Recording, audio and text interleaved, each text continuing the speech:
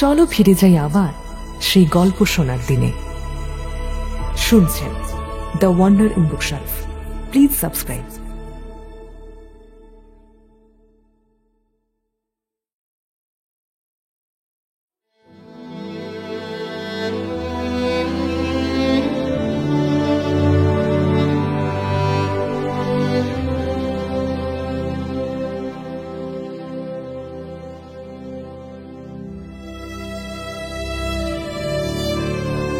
গল্পের দেশে আপনাদের নিয়ে যেতে আমরা আবার তৈরি। বিচিত্র এই দেশ রোমাঞ্চ এবং রহস্যে ভরা। সাহিত্যের এক বিপুল সম্ভার নিয়ে আমাদের বিশেষ প্রয়াস দ্য ওয়ান্ডার ইন বুকশেলফ। থাকবে বাংলা ও বিশ্ব সাহিত্যের ঝুলি থেকে বাছাই করা কিছু গল্প।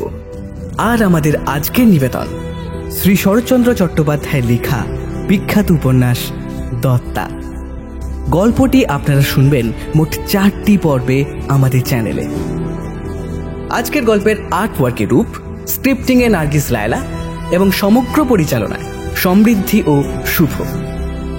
শুরু হচ্ছে শ্রী শরৎচন্দ্র চট্টোপাধ্যায়ের দত্তা।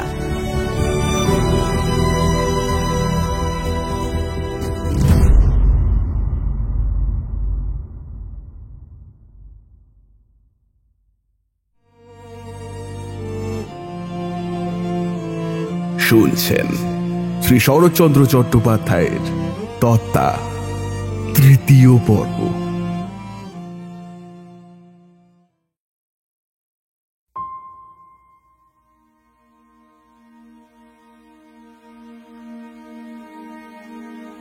পরদিন কাজের চাপে কোনো মতেই নরেন কলকাতা ছেড়ে নড়তে পারল না। কিন্তু তার পরদিন বেলা 9টার মধ্যেই গ্রামে এসে উপস্থিত হয়ে বাড়িতে পা দিতেই কালীপদ তাড়াতাড়ি এসে বলল, মায়ের তো জ্বর বাবু, আপনি একবার উপরে চলুন। তখন সে প্রবল জ্বরে বিছানায় পড়ে ছটফট করছে। এক প্রৌঢ়া মেয়ে ঘোমটায় মুখ ঢেকে বিজয়ের মাথার কাছে বসে অনবরত পাখার বাতাস করছে। অদূরে চৌকির ওপর বসে বাপ ছেলে রাসবিহারী আর বিলাসবিহারী, তাদের দুজনের মুখই ভয়ানক গম্ভীর। নরেন তথা এক ডাক্তারকে ঘরে আসতে দেখেও তাদের কেউই যে খুশি হলো না সেটার বলার অপেক্ষা রাখে না। বিলাসবিহারী কোনো রকম ভূমিকা না করে সোজাসুজি নরেনকে জিজ্ঞাসা করল, আপনি নাকি পরশু এসে বসন্তের ভয় দেখিয়ে গেছেন? কথাটা এত বড় মিথ্যে যে হঠাৎ কোনো জবাব দিতেই পারা যায় না। বিজয়া কষ্টে ছটফট করলেও তার চেতনা ছিল। বিলাসের কর্কশ কথাখানা তার কানে যেতেই সে আচমকা রক্তচক্ষু মেলে তাকালো। প্রথমটা সে যেন কিছুই বুঝতেই পারল না। তারপর কিছু একটা বুঝতে পেরে 2 হাত সামনের দিকে বাড়িয়ে দুর্বল স্বরে বলল, আসুন। কাছে আর কোনো বসার জায়গা না থাকায় নরেন বিজয়ের বিছানার একধারে গিয়ে বসল। চোখের পলকে বিজয়া 2 হাত দিয়ে সজোরে নরেনের হাত চেপে ধরে বলল,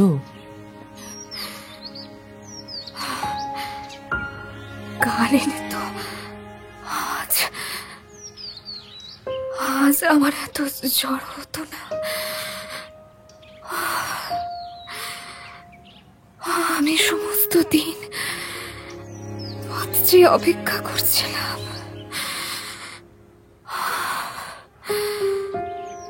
নরেন ডাক্তার, সে ভালো করেই জানে প্রবল জ্বর উগ্র নেশার মতো অনেক আশ্চর্য কথা মানুষের ভেতর থেকে টেনে বের করে আনে, যার অস্তিত্ব সুস্থ অবস্থায় কখনো ধরা পড়ে না। বিজয়ের এই কথায় নরেনের মাথার চুল থেকে পায়ের নখ অবধি যেন এক শিহরণ খেলে গেল। উল্টো দিকে অনতি দূরে বসে থাকা হতভাগ্য বাপ ছেলের সারা শরীরে যেন জ্বালা ধরে গিয়েছে। বিশেষত বিলাসের মুখের ভাব তখন যেন ঠিক একটা হিংস্র সাপদের মতো।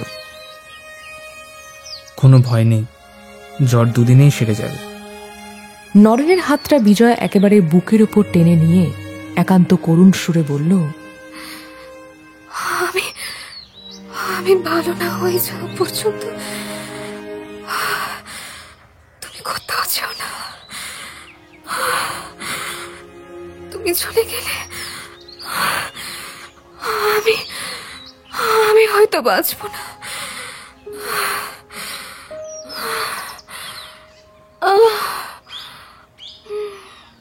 জবাব দিতে গিয়ে নরেন মুখ তুলতেই দুই জোড়া ভয়ানক চোখের সাথে তার চোখাচোখি হয়ে গেল। শিকারের একেবারে কাছে এসে জ্বলন্ত ক্ষুধার্ত হিংস্র চোখে বাঘ যেমন সামনে চেয়ে থাকে, ঠিক সেভাবেই দুখানা কুতকুতে চোখ মেলে বিলাসবিহারী তাকিয়ে রয়েছে নরেনের দিকে। এক লহমায় নরেনের এখন অনেক কথাই মনে পড়ে গেল। এই দুই বাপ ছেলে যে তার প্রতি কোনো কালেই সদাশয় ছিল না তা সে বিলক্ষণ জানে। মাইক্রোস্কোপটা বিজয়াকে দেখাতে আসার দিন সে নিজের কানেই অনেক কথা শুনে গিয়েছিল। তারপর রাসবিহারী যেদিন জিনিসটার দাম দিতে গেলেন সেদিনও সৎ উপদেশ দেওয়ার ছলে বৃদ্ধ কম কটু কথা শুনিয়ে আসেননি। তার উপরে আজ ঘরে ঢোকা মাত্রই বিশ্রী আক্রমণ। সে নাকি ইচ্ছাকৃত বিজয়াকে বসন্তের ভয় দেখিয়ে গেছে। তার মানে আজকে তার এই অসুখের জন্য দায়ী নরেনি। এই মিথ্যে অন্য কেউ ছড়িয়েছে নাকি বিজয়া নিজের মুখেই প্রকাশ করেছে? নরেনের মনে এই দ্বন্দ্ব নিরসনের আগেই সে চমকে উঠল এক বিকট কর্কশ চিৎকার শুনে। নরেন মুখ তুলে তাকিয়ে দেখে বিলাসবিহারী দরজার দিকে উদ্দেশ্য করে তাকে কি যেন বলছে। ভৃত্য কালীপদ বোধহয় নিছকই কৌতূহল বশত পর্দাটা একটুখানি ফাঁক করে মুখ বাড়িয়ে ঘরের কথা শুনছিল। বিলাসের সেদিকে চোখ পড়তেই সে একেবারে গর্জে উঠল। এই হতভাগা ছোট লোক, ওভাবে মুখ বাড়িয়ে কি গেলছিস? যা একটা চেয়ার নিয়ে আয়। জানোয়ারগুলোকে বলে না দিয়ে কিছু শিখবে না, যা। কালীপদ থতমত খেয়ে তাড়াতাড়ি বাইরে থেকে একটা চেয়ার নিয়ে এসে ঘরে রেখে দিল। বলাই বাহুল্য এটা ছিল একটা স্পষ্ট ইশারা যাতে নরেন বিজয়ার পাশ থেকে উঠে এসে চেয়ারে বসে। বিলাসের পাশাপাশি তার বাপের চোখ মুখেও যে ক্রোধের ছায়া ছিল তার বলে দিতে হয় না, কিন্তু একই জায়গায় একই কারণে দুজনের রাগ প্রকাশ হয়ে যাওয়াটা সমীচীন নয়। তাই ধূর্ত রাসবিহারী ছেলের ডান হাতে মৃদু চাপ দিয়ে মৃদুস্বরে বললেন, বিলাস, রোগী মানুষের ঘর, অমন রেস্টি হয় না। এই অবস্থায় টেম্পার লুজ করা উচিত নয়। তা মানুষের টেম্পার লুজ করে তো কিসে করে? হারামজাদা চাকর শালা, বলা নেই ক নেই, এমন একটা অসভ্য লোককে ঘরে এনে ঢোকালে যে ভদ্রমহিলার সম্মান রাখতে অব্দি জানে না।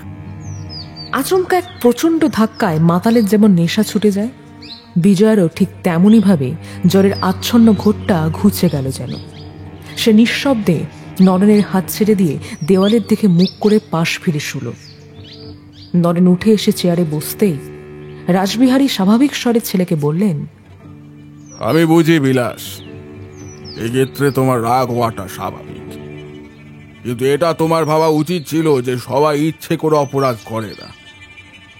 সকলেই যদি সব রকম রীতিনীতি আচার ব্যবহার জানতো তাহলে তো ভাবনা ছিল না। সেজন্য রাগ না করেই শান্তভাবে মানুষের সমস্ত দোষ ত্রুটি সংশোধন করে দিতে হয়, বুঝলে? না বাবা, এরকম ইম্পার্টিনেন্স সহ্য হয় না আমার। তাছাড়া আমার এই বাড়ির চাকরগুলো হয়েছে যেমন হতভাগা তেমনই বজ্জাত। কালী বেটাতে সব কটাকে দূর করবো, দাঁড়াও। বিলাস আমার এখনো ছেলে মানুষই রয়ে গেল। মন খারাপ থাকলে যে কি বলে তার কোনো ঠিক নেই। আর ওকেই বা দোষ দেবো কি করে? আমি বুড়ো মানুষ। আমি আজ পর্যন্ত বিজয়ার অসুখ শুনে কিরকম চঞ্চল হয়ে উঠেছিল। বাড়িতেই হলো একজনের বসন্ত, তার উপর উনি ভয় দেখিয়ে গেলেন। এতক্ষণ পর্যন্ত নরেন কোনো কথা বলেনি। এইবার সে আর থাকতে না পেরে বাধা দিয়ে বলল, আমি কাউকে কোনো রকম ভয় দেখিয়ে যাইনি। আলপাত ভয় দেখিয়ে গেছেন, কালীপদ সাক্ষী আছে। তাহলে কালীপদ ভুল শুনেছে। কি কি বলেন? এত বড় আসপত্তা, এত বড়! কি করো বিলাস, উনি যখন অস্বীকার করছেন তখন কি কালীপদকে বিশ্বাস করতে হবে? নিশ্চয়ই ওর কথা সত্যি। এই শোনো বাছা, এই সামান্য অসুখেই ধৈর্য হারিও না বিলাস, স্থির হও। মঙ্গলময় জগদীশ্বর যে শুধু আমাদের পরীক্ষা করবার জন্যই বিপদ পাঠিয়ে দেন। বিপদে পড়লে তোমরা সকলের আগে এই কথাটাই কেন ভুলে যাও তা আমি ভেবে পাই। আরে তিনি যদি একটা ভুল অসুখের কথা বলেই থাকে তাতেই বা কি? কত তো পাস করা ভালো ভালো বিচক্ষণ ডাক্তারের তো ভুল হয়। উনি তো নিতান্ত ছেলে মানুষ। তা হ্যাঁ নরেন বাবু, এই জ্বর তো তাহলে আপনি বললেন অতি সামান্য, তার মানে চিন্তা করবার তো কোনো কারণ নেই, তাই তো? আমার বলায় কি আসে যায় বলুন? আমার উপর তো আর নির্ভর করছেন না। বরং তার চেয়ে কোনো ভালো পাশ করা বিচক্ষণ ডাক্তার দেখিয়ে তার মতামত নিন। কার সঙ্গে কথা কইছো মনে করে কথা বলে দিচ্ছি। এ ঘর না হলে অন্য কোথাও কথাগুলো হয় না, এরকম বাঁকা বাঁকা করে কথা বলা বের করে নরেন দিতে। বাবু,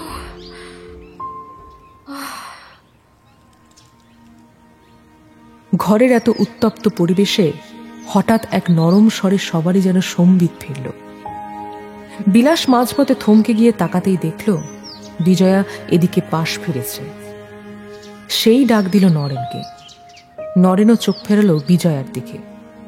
এতক্ষণ ধরে অনর্থকভাবে বাবা ছেলের অহেতুক অপমান সহ্য করেও নরেন বসে আছে শুধু তো এই বিজয়ার জন্যই। মুমূর্ষু আর্দ্র কণ্ঠে তার নাম উচ্চারিত হতেই নরেনের বুকের ভেতরে জমতে থাকা অপমানের জগদ্দলটা যেন নিমেষে ভেঙে চূর্ণ হয়ে গেল। বিজয়া বলল, আমি যতদিন বাঁচব আপনার কাছে কৃতজ্ঞ হয়ে থাকবো, কিন্তু কিন্তু এরা যখন অন্য ডাক্তার নিয়ে আমার চিকিৎসা করা ঠিক করেছেন, তখন আপনি নিরর্থক অপমান সইবেন না। শুধু এইটুকু ভিক্ষে চাইছি নরেন বাবু, ফিরে যাবার পথে দয়াল বাবুকে একবারটি দেখে যাবেন।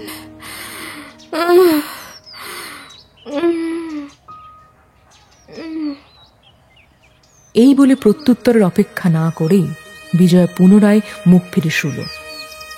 ঝোপ বুঝে কোপ মারার মতন রাসবিহারীর সুযোগ পেয়ে বলে উঠলেন, হ্যাঁ হ্যাঁ বিলক্ষণ, তুমি যাকে ডেকে পাঠিয়েছো তাকে অপমান করার সাধ্য কার? আমার ছেলেটাকে তো তুমি চেনোই মা বিজয়া। তোমার প্রতি এতটুকু আঁচ এলে তার মাথা ঠিক থাকে না। নইলে তার অন্তর যে তোমার জন্য কতখানি উদার সে তোমার চেয়ে ভালো আর কে জানে বলো। নরেন আর কোনো কথা না বলে রাসবিহারী আর বিলাসবিহারীর কাছ থেকে তত্ত্বকথা আর অপমানের বোঝা নিঃশব্দে দুই কাঁধে ঝুলিয়ে উঠে দাঁড়ালো। লাঠি আর ছোট ব্যাগখানা হাতে করে নীরবে বেরিয়ে গেল। এই যা, এই রে, এই আমার যে নরেনবাবুর সঙ্গে জরুরি দরকার ছিল, উনি চলে গেলেন না তো? এই বিলাস, এই তুমি মা বিজয়ের কাছেই থাকো, আমি একটু কথা বলে আসছি। হ্যাঁ। নরেনকে পাশের ঘরে ডেকে নিয়ে গিয়ে চতুর রাসবিহারী তার কথা শুরু করলেন। দেখো, পাঁচজনের সামনে তোমাকে বাবুই বলি আর যাই বলি বাবা, এটা কিন্তু ভুলতে পারিনি। তুমি আমাদের সেই জগদীশের ছেলে। পুরমালি জগদীশ দুজনেই স্বর্গে গেছেন, এখন শুধু আমিই পড়ে আছি। কিন্তু আমরা তিনজনে যে কি ছিলাম সে আভাস তোমাকে সেদিনই দিয়েছিলাম, কিন্তু খুলে হয়তো বলতে পারিনি। নরেন, আমার বুক যেন ফেটে যেতে চায়। তবে বাবা, ওই তরকারি যন্ত্রটা বিক্রি করায় আমি সত্যি তোমার উপর বড় বিরক্ত হয়েছিলাম নরেন। কিন্তু দেখো বাবা, এই বিরক্ত হয়েছিলাম কথাটা বড় রূঢ়। আর যদি মিশে বলতুম তুমি আমাকে আপনার ভাবতে, বলতে পারি না বলেই লোকে খারাপ ভাবে, তাতে কষ্ট হয় বই কি। যাক, আমার তারা যা অসাধ্য তা নিয়ে দুঃখ করা বৃথা। কত লোকের অপ্রিয় হই, কত লোকে গাল দেয়। বন্ধুরা বলেন, মিথ্যা বলতে যখন কোনো কালেই পারলে না রাসবিহারী, তখন তা বলতেও আমরা বলিনি। কিন্তু একটু ঘুরিয়ে বললেই যদি গালমন্দ হতে নিস্তার পাওয়া যায়, তাই কেন করো না? এবার আমি শুনে শুধু অবাক হয়ে ভাবি, বাবা, যা ঘটেনি তা বানিয়ে বলা, ঘুরিয়ে বলা, সেটা যায় কি করে? এরা তো আমার ভালোই চায়, তা বুঝি, কিন্তু সেই মঙ্গলময় আমাকে যে ক্ষমতা থেকে বঞ্চিত করেছেন, সে অসাধ্য সাধন করি বা আমি এখন কি করি? যাক বাবা, নিজের সম্বন্ধে আলোচনা করতে আমি কোনোদিনই ভালোবাসিনি। আচ্ছা তুমি দুঃখ পাও তাই তাই এত কথা বলা। আর একটা কথা কি জানো তো নরেন, এই সংসারে চিরকাল আছি বটে, চুল পাকিও ফেললাম এটাও সত্যি, কিন্তু কি করলে কি বললে যে এখানে সুখ সুবিধে মেলে তা আজও এই পাকা মাথাটায় ঢুকলো না। নইলে তোমার প্রতি অসন্তুষ্ট হয়েছিলাম এ মুখের ওপর বলে তোমার মনে আজ কষ্ট দেব কেন বলো? যা সত্যি তাই তো বলেছেন, এতে দুঃখ করবার তো কিছু নেই। না না, ও কথা বলো না নরেন, শক্ত কথা ভোলা যায় না সেটা আমি জানি।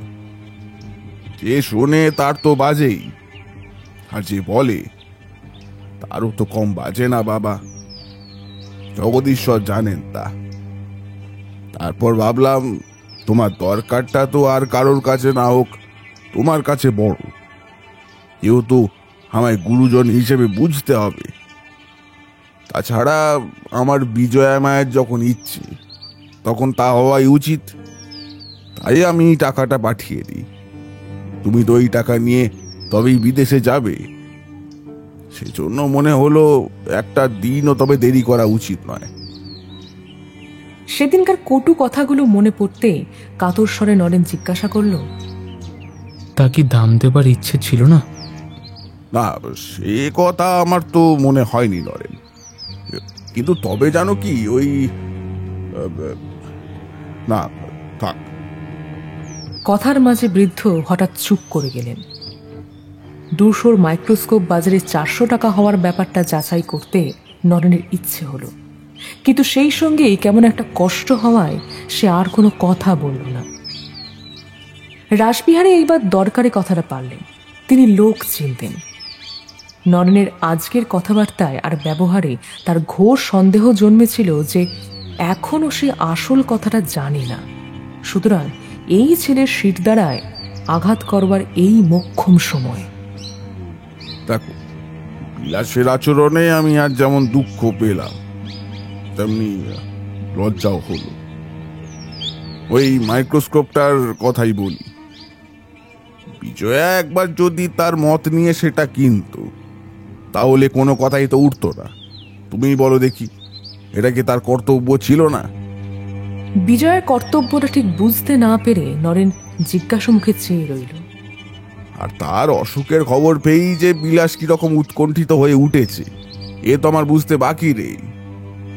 আর হওয়াটাও স্বাভাবিক, সমস্ত ভালো মন্দ সমস্ত দায়িত্ব তো শুধু তারই মাথার ওপরে। চিকিৎসা এবং চিকিৎসক এই দুটোই স্থির করাও তো তারই কাজ। এবার তার অমতে তো কিছু হতে পারে না। বিজয়া নিজেও তো অবশেষে তা বুঝলো, কিন্তু 2 দিন আগে এইসব ভালো করে চিন্তা করলে আজ এইসব অপ্রিয় ব্যাপার ঘটতো না। সে তো আর ছোট বাচ্চা নয়, বাবা তো উচিত ছিল তার, ঠিক কিনা? কেন যে উচিত ছিল তা তখনও পর্যন্ত বুঝতে না পেরে নরেন বৃদ্ধের প্রশ্নে সায় দিতে পারল না। তবুও তার বুকের ভেতরটা কি জানি এক আশঙ্কায় তোলপাড় করতে লাগলো। সে শুধু শঙ্কিত চোখে রাসবিহারীর দিকে নিঃশব্দে চেয়ে রইল। তুমি কিন্তু বাবা বিলাসের মনের অবস্থা বোঝার চেষ্টা করো, নিজের ভেতর আর কোনো গ্লানি টানি রেখো নেই। আর আর এর সাথে আর একটা অনুরোধ করেন, এর বিয়েটা তো বৈশাখী হবে, যদি কলকাতাতেই থাকো এই শুভ কর্মে যোগ দিতে হবে, কিন্তু তোমাকে এই আগে থেকে আমি বলে রাখলাম। নরেন কথা বলতে পারল না, শুধু ঘাড় নেড়ে হ্যাঁ সূচক সম্মতি জানালো। সবই জগদীশ্বরের ইচ্ছে, বুঝলে কিনা বাবা। মা বিজয়া আর আমার ছেলে বিলাসের মিলনের যোগ কি আর আজকে তৈরি, সে আমি বেশ ভালোই বুঝতে পারি। এ যোগ আদি অনন্তকালের। আজ বনমানি থাকলে সেও আমার পিঠ চাপড়ে দিত মহা আনন্দ। তার মনের ইচ্ছার কথা না বলতেই আমি বুঝে ফেলে এত বড় দায়িত্ব পালন করতে চলেছি সেই জন্যে। তা হ্যাঁ বাবা নরেন, ভালো কথা, কলকাতাতেই কি এখন তোমার থাকা হবে নাকি? হ্যাঁ, একটা বিলাতি ওষুধের দোকানে সামান্য একটা কাজ পেয়েছি। বাহ বাহ বাহ, বেশ বেশ বেশ। ওষুধের দোকান মানেই তো কাঁচা পয়সা, টিকে থাকতে পারলে আখের কিন্তু বুঝিয়ে নিতে পারবে। তা মানে মাইনেটা কি রকম দিচ্ছে? পরে হয়তো আরো কিছু বেশি দিতে পারে, এখন 400 টাকা মাত্র। 400? বেশ বেশ বেশ বেশ, শুনে বড় খুশি হলাম। বেলা হচ্ছে দেখে নরেন উঠে দাঁড়ালো। দয়ালবাবুর বসন্ত দেখা গিয়েছে, তাকে একবার দেখে যেতে হবে।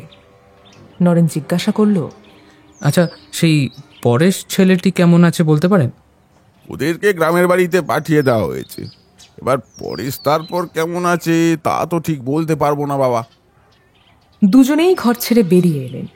রাসবিহারীকে আবার একবার উপরে যেতে হবে, ছেলে অপেক্ষা করছে। তাছাড়া ডাক্তারের কি ব্যবস্থা হলো তা দেখাও দরকার। বারান্দা শেষ পর্যন্ত এসে নরেন এক মুহূর্তের জন্য স্থির হয়ে দাঁড়িয়ে তারপর ধীরে ধীরে ফিরে এসে রাসবিহারীকে বলল, আপনি আমার হয়ে বিলাসবাবুকে একটা কথা জানাবেন।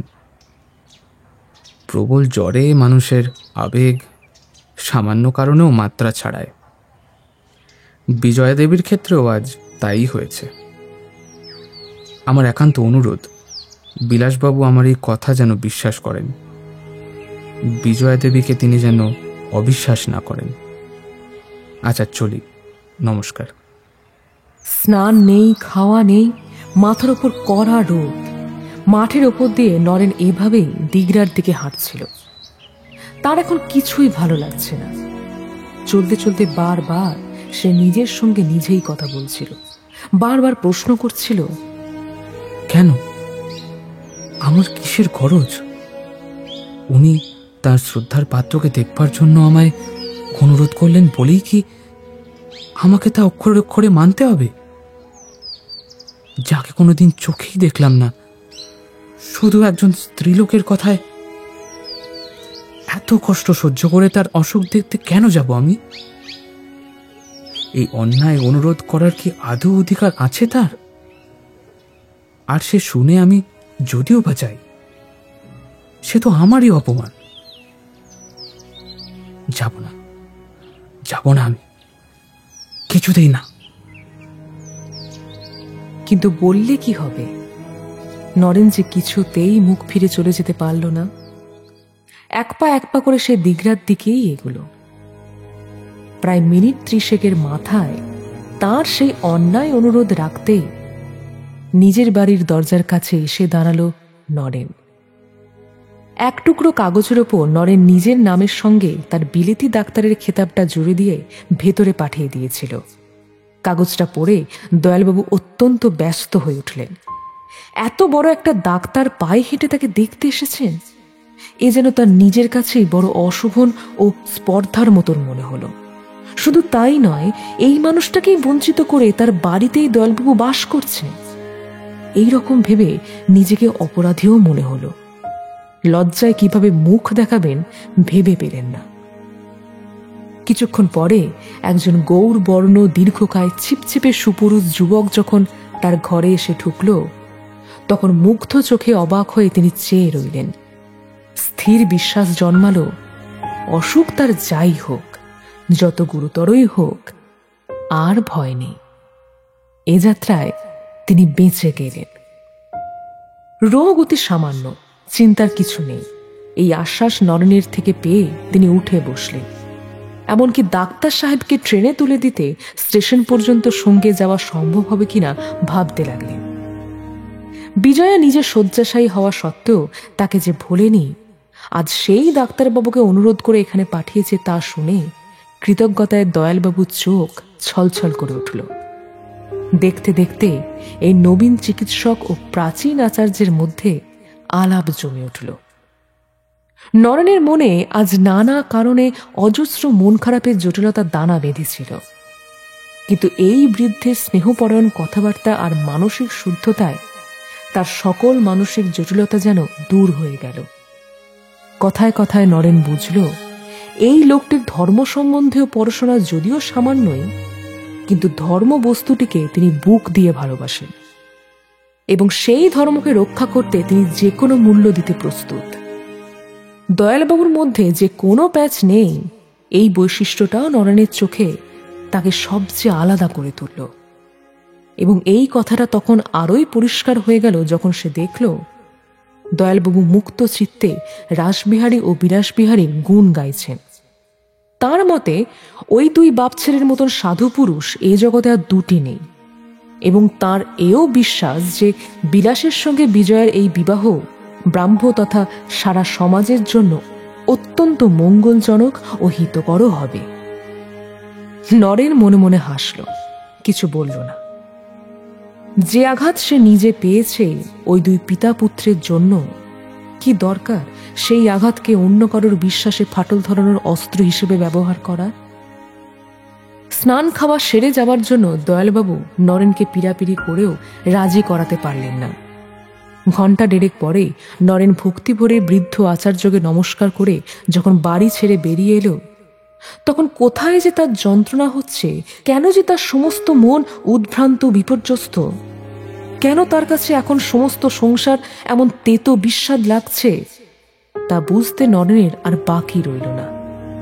অন্তরের অন্তর্দ্বন্দ্বটাকে জোর করে বইতে বইতে নরেন সোজা মাঠের পথ ধরে রেলওয়ে স্টেশনের দিকে দ্রুত পদে চলতে লাগল। আজ আচমকা এত বড় আঘাত না খেলে সে হয়তো এত তাড়াতাড়ি নিজের মনটাকে চিনতে পারত না। এতদিন তার ধারণা ছিল সে বুঝি এই জীবনে হৃদয় দিয়ে একমাত্র শুধু বিজ্ঞানকেই ভালোবেসেছে, সেখানে কোনো কালে আর কোনো জিনিসেরই ঠাঁই হবে না। কিন্তু আজ আঘাত খেয়ে যখন ধরা পড়ল তার হৃদয়টা তাঁরই অজ্ঞাতসারে আর একটা বস্তুকে অত্যন্ত একান্ত করে ভালোবেসে ফেলেছে, তখন ব্যথায় আর বিস্ময়ে নরেন যে শুধু চমকে উঠল তাই নয়, নিজের কাছে নিজেই যেন ছোট হয়ে গেল।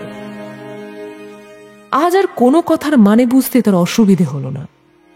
বিজয়ার সমস্ত আচরণ, সমস্ত কথাবার্তায় যে প্রচ্ছন্ন উপহাস লুকিয়েছিল সেসব মনে পড়তেই বিলাসের সর্বাঙ্গ লজ্জায় বারবার শিউরে উঠল। এই তো সেদিনই যে তার সর্বস্ব কেড়ে নিয়ে পথের ভিখারি করে ছেড়েছিল, তারই কাছে নিজের দৈন্যদশা বিবৃত করে নিজের শেষ সম্বলটুকু পর্যন্ত বিক্রি করার দুর্মতি যে নরেনের কেন হয়েছিল সে ভেবে পেল না। নিজেকে সহস্র ধিক্কার দিয়ে নরেন মনে মনে বলতে থাকল, আমার সাথে এটাই ঠিক হয়েছে। আমি যে নির্লজ্জের মতন ওই নিষ্ঠুর মেয়েটার একটা সামান্য কথায় নিজের সমস্ত কাজকর্ম ফেলে এত দূরে ছুটে এসেছি, তার জন্য তো আমার এই শাস্তি বরাদ্দ। বেশ হয়েছে, বিলাসবাবু আমায় অপমান করে ওই বাড়ি থেকে বের করে দিলেন। একদম ঠিক কাজই করেছেন। স্টেশনে পৌঁছে নরেন দেখল যে মাইক্রোস্কোপটা এত দুঃখের মূল সেইটাকে হাতে নিয়ে কালীপদ দাঁড়িয়ে আছে। সে কাছে এসে বলল, ডাক্তারবাবু, মাঠান আপনাকে এইটা পাঠিয়ে দিয়েছেন। কেন? কারণটা কালীপদ জানে না, কিন্তু জিনিসটা যে ডাক্তারবাবু আর এটাকে ঘিরেই যত অশান্তি সেটা সে কেন জানে না ভালো করেই টের পেয়েছিল।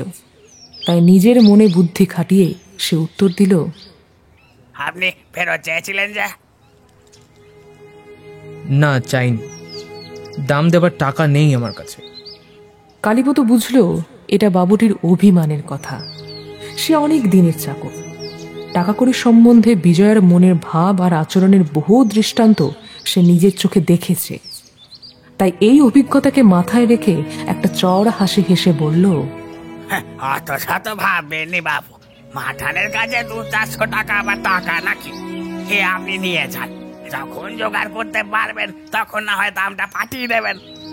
এ তুমি ফিরিয়ে নিয়ে যাও কালীপদ, আমার দরকার নেই।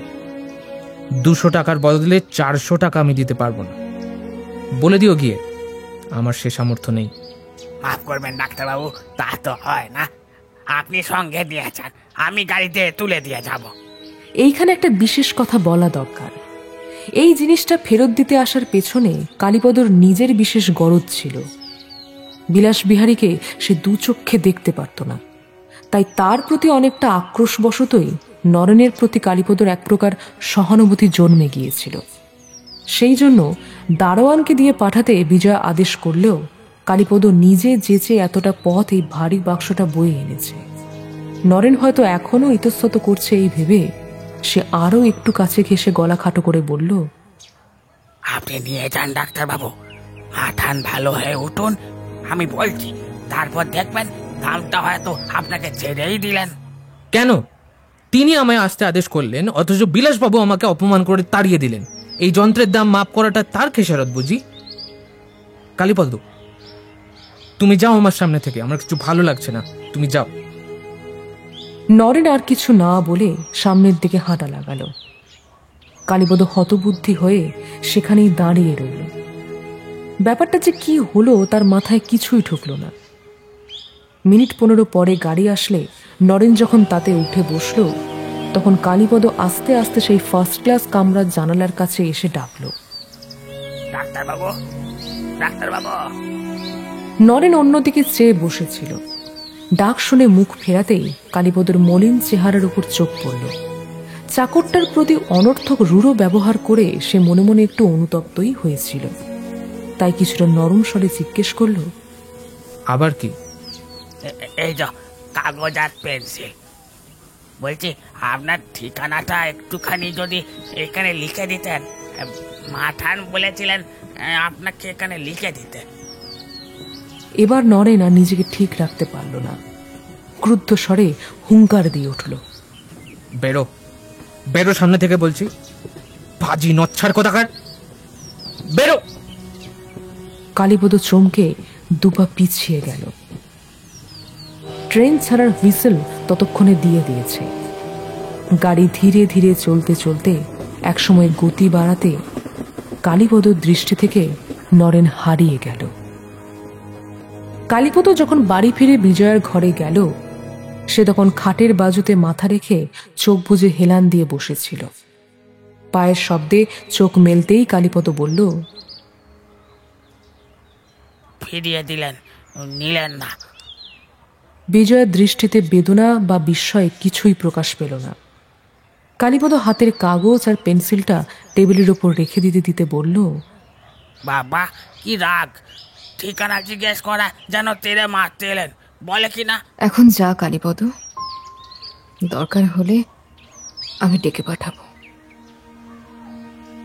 কালীপদ নিজের কথা শেষ করতে না পেরে কিছুটা বিরক্ত হলো, কিন্তু মনিবের কথার উপরে আর কিছু বলা চলে না। তাই আর বাক্য ব্যয় না করে ঘর ছেড়ে বেরিয়ে গেল। 5-6 দিনের মধ্যেই বিজয়ের রোগ সেরে গেল বটে, কিন্তু শরীর সারতে দেরি হতে লাগলো। বিলাস ভালো ডাক্তার দিয়ে ভারী ডোজের ওষুধ আর পথ্যের বন্দোবস্ত করতে ত্রুটি করল না, কিন্তু বিজয়ের দুর্বলতা যেন দিন দিন বাড়তেই আছে। এদিকে ফাল্গুন শেষ হতে চলল, মাঝে শুধু চৈত্র মাসটা বাকি। বৈশাখের প্রথম সপ্তাহেই ছেলের বিয়ে দেবেন এই পরিকল্পনাই রাসবিহারীর ছিল। কিন্তু পাত্র যত দিন দিন হৃষ্টপুষ্ট হয়ে উঠল, পাত্রী হচ্ছিল তেমনই শীর্ণ আর মলিন।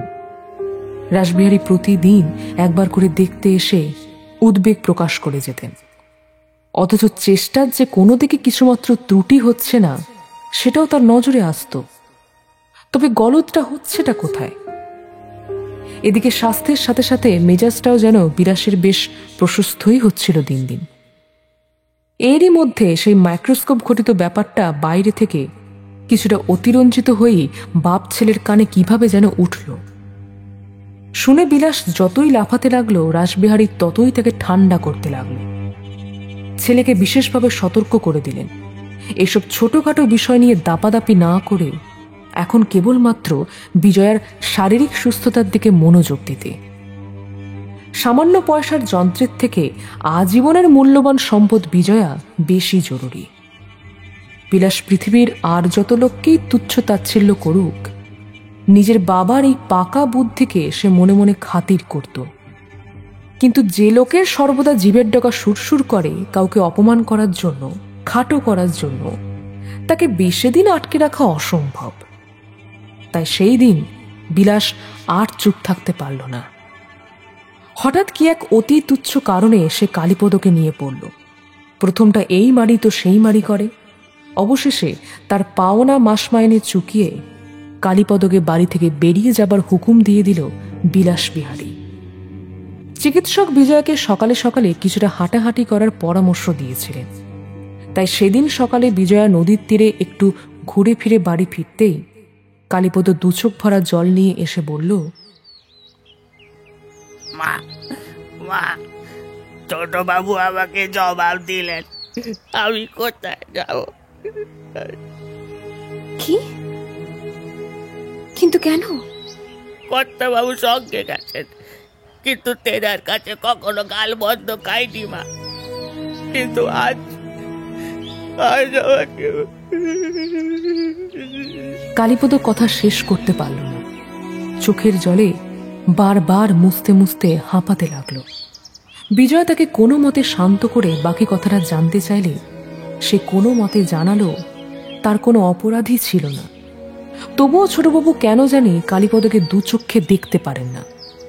ডাক্তারবাবুর কাছে সেই বাক্সটা দিতে যাওয়ার কথা কেন সে জানায়নি, কেন কালীপদ সেদিন নরেনবাবুকে একেবারে বিজয়ার ঘরে ডেকে এনেছিল, ইত্যাদি এসব কারণে আজ কালীপদর এই শাস্তি বহাল করা হয়েছে।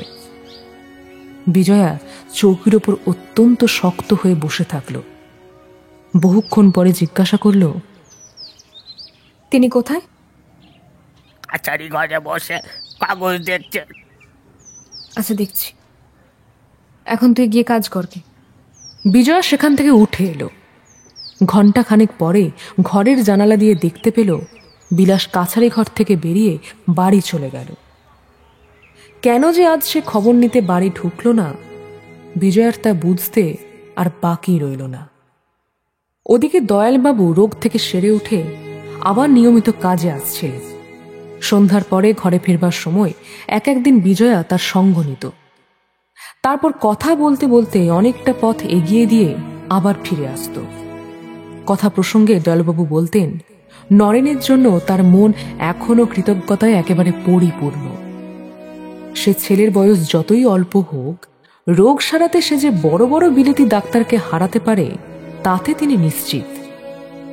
বিজয়া চুপ করে শুনত, কোন রকম আগ্রহ প্রকাশ করত না বলেই দয়ালবাবু মুখ ফুটে বলতে পারতেন না যে তার একান্ত ইচ্ছে নরেনকে আবার ডাকা হোক বিজয়াকে দেখার জন্য। বৃদ্ধের বিশ্বাস নরেনের চিকিৎসার গুণেই লুকিয়ে আছে বিজয়ের সুস্থতা। কিন্তু কেউ অভয় না দিলে তার মতো সামান্য কর্মচারীর পক্ষে এই প্রস্তাব সর্বসম্মুখে রাখা অসম্ভব। দিন ৫-৬ পরের কথা। একদিন সকালে দয়ালবাবু হঠাৎ বিজয়ার ঘরে এসে বললেন, কালীপদকে আর তো আমি বাড়িতে রাখতে পারি না মা। বিজয়ের এই আশঙ্কা ছিলই, তবুও সে জিজ্ঞাসা করল, কেন? তুমি যাকে বাড়িতে রাখতে পারলে না, আমি তাকে রাখবো কোন সাহসে বলো দেখি মা? কিন্তু সেটাও তো আমারই বাড়ি। তা তো বটে, আমরা সকলেই তো তোমার আশ্রিত। কিন্তু তিনি কি আপনাকে রাখতে নিষেধ করেছেন? দয়াল চুপ করে রইলেন। বিজয়া বুঝতে পেরে বলল, তাহলে বরং আমার কাছে কালীপদকে পাঠিয়ে দেব। সে আমার বাবার চাকর, তাকে আমি বিদায় দিতে পারব না। কাজটা কি ভালো হবে মা? তার অবাধ্য হওয়া যে তোমার উচিত নয়। তাহলে আমাকে কি করতে বলেন? তোমাকে কিছুই করতে হবে না, কালীপদ নিজেই বাড়ি যেতে চাচ্ছে। আমি বলি কি, কিছুদিনের জন্য না হয় সে যাক। বেশ, কিন্তু যাবার আগে এখানে তাকে একবার পাঠিয়ে দেবে। বৃদ্ধের অভিজ্ঞ চোখজোড়া দেখতে পেল এই শেষ কথাখানির সাথে সাথে বিজয়ার মলিন মুখের ওপর একটা নিবিড় ঘৃণার ছবি ফুটে উঠছে।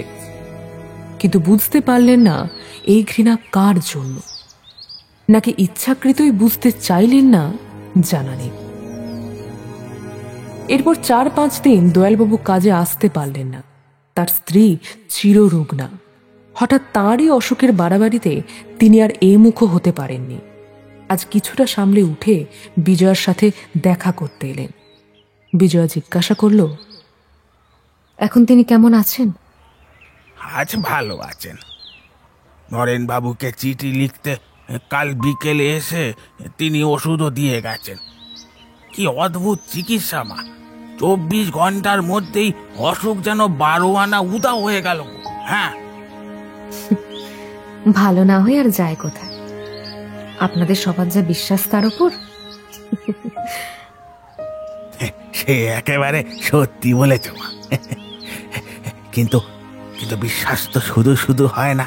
হ্যাঁ, আমরা পরীক্ষা করে দেখেছি কি না, মনে হয় তিনি ঘরে পা দিলেই বুঝি সমস্ত ভালো হয়ে যাবে। আর হ্যাঁ, এবারে শুধু তিনি চিকিৎসা করে যাননি মা, আরো একজনের ব্যবস্থা করে গেছেন। এই বলে দয়ালবাবু টেবিলের ওপর এক টুকরো কাগজ মেলে ধরলেন। একখানা প্রেসক্রিপশন, উপরে বিজয়ার নাম লেখা।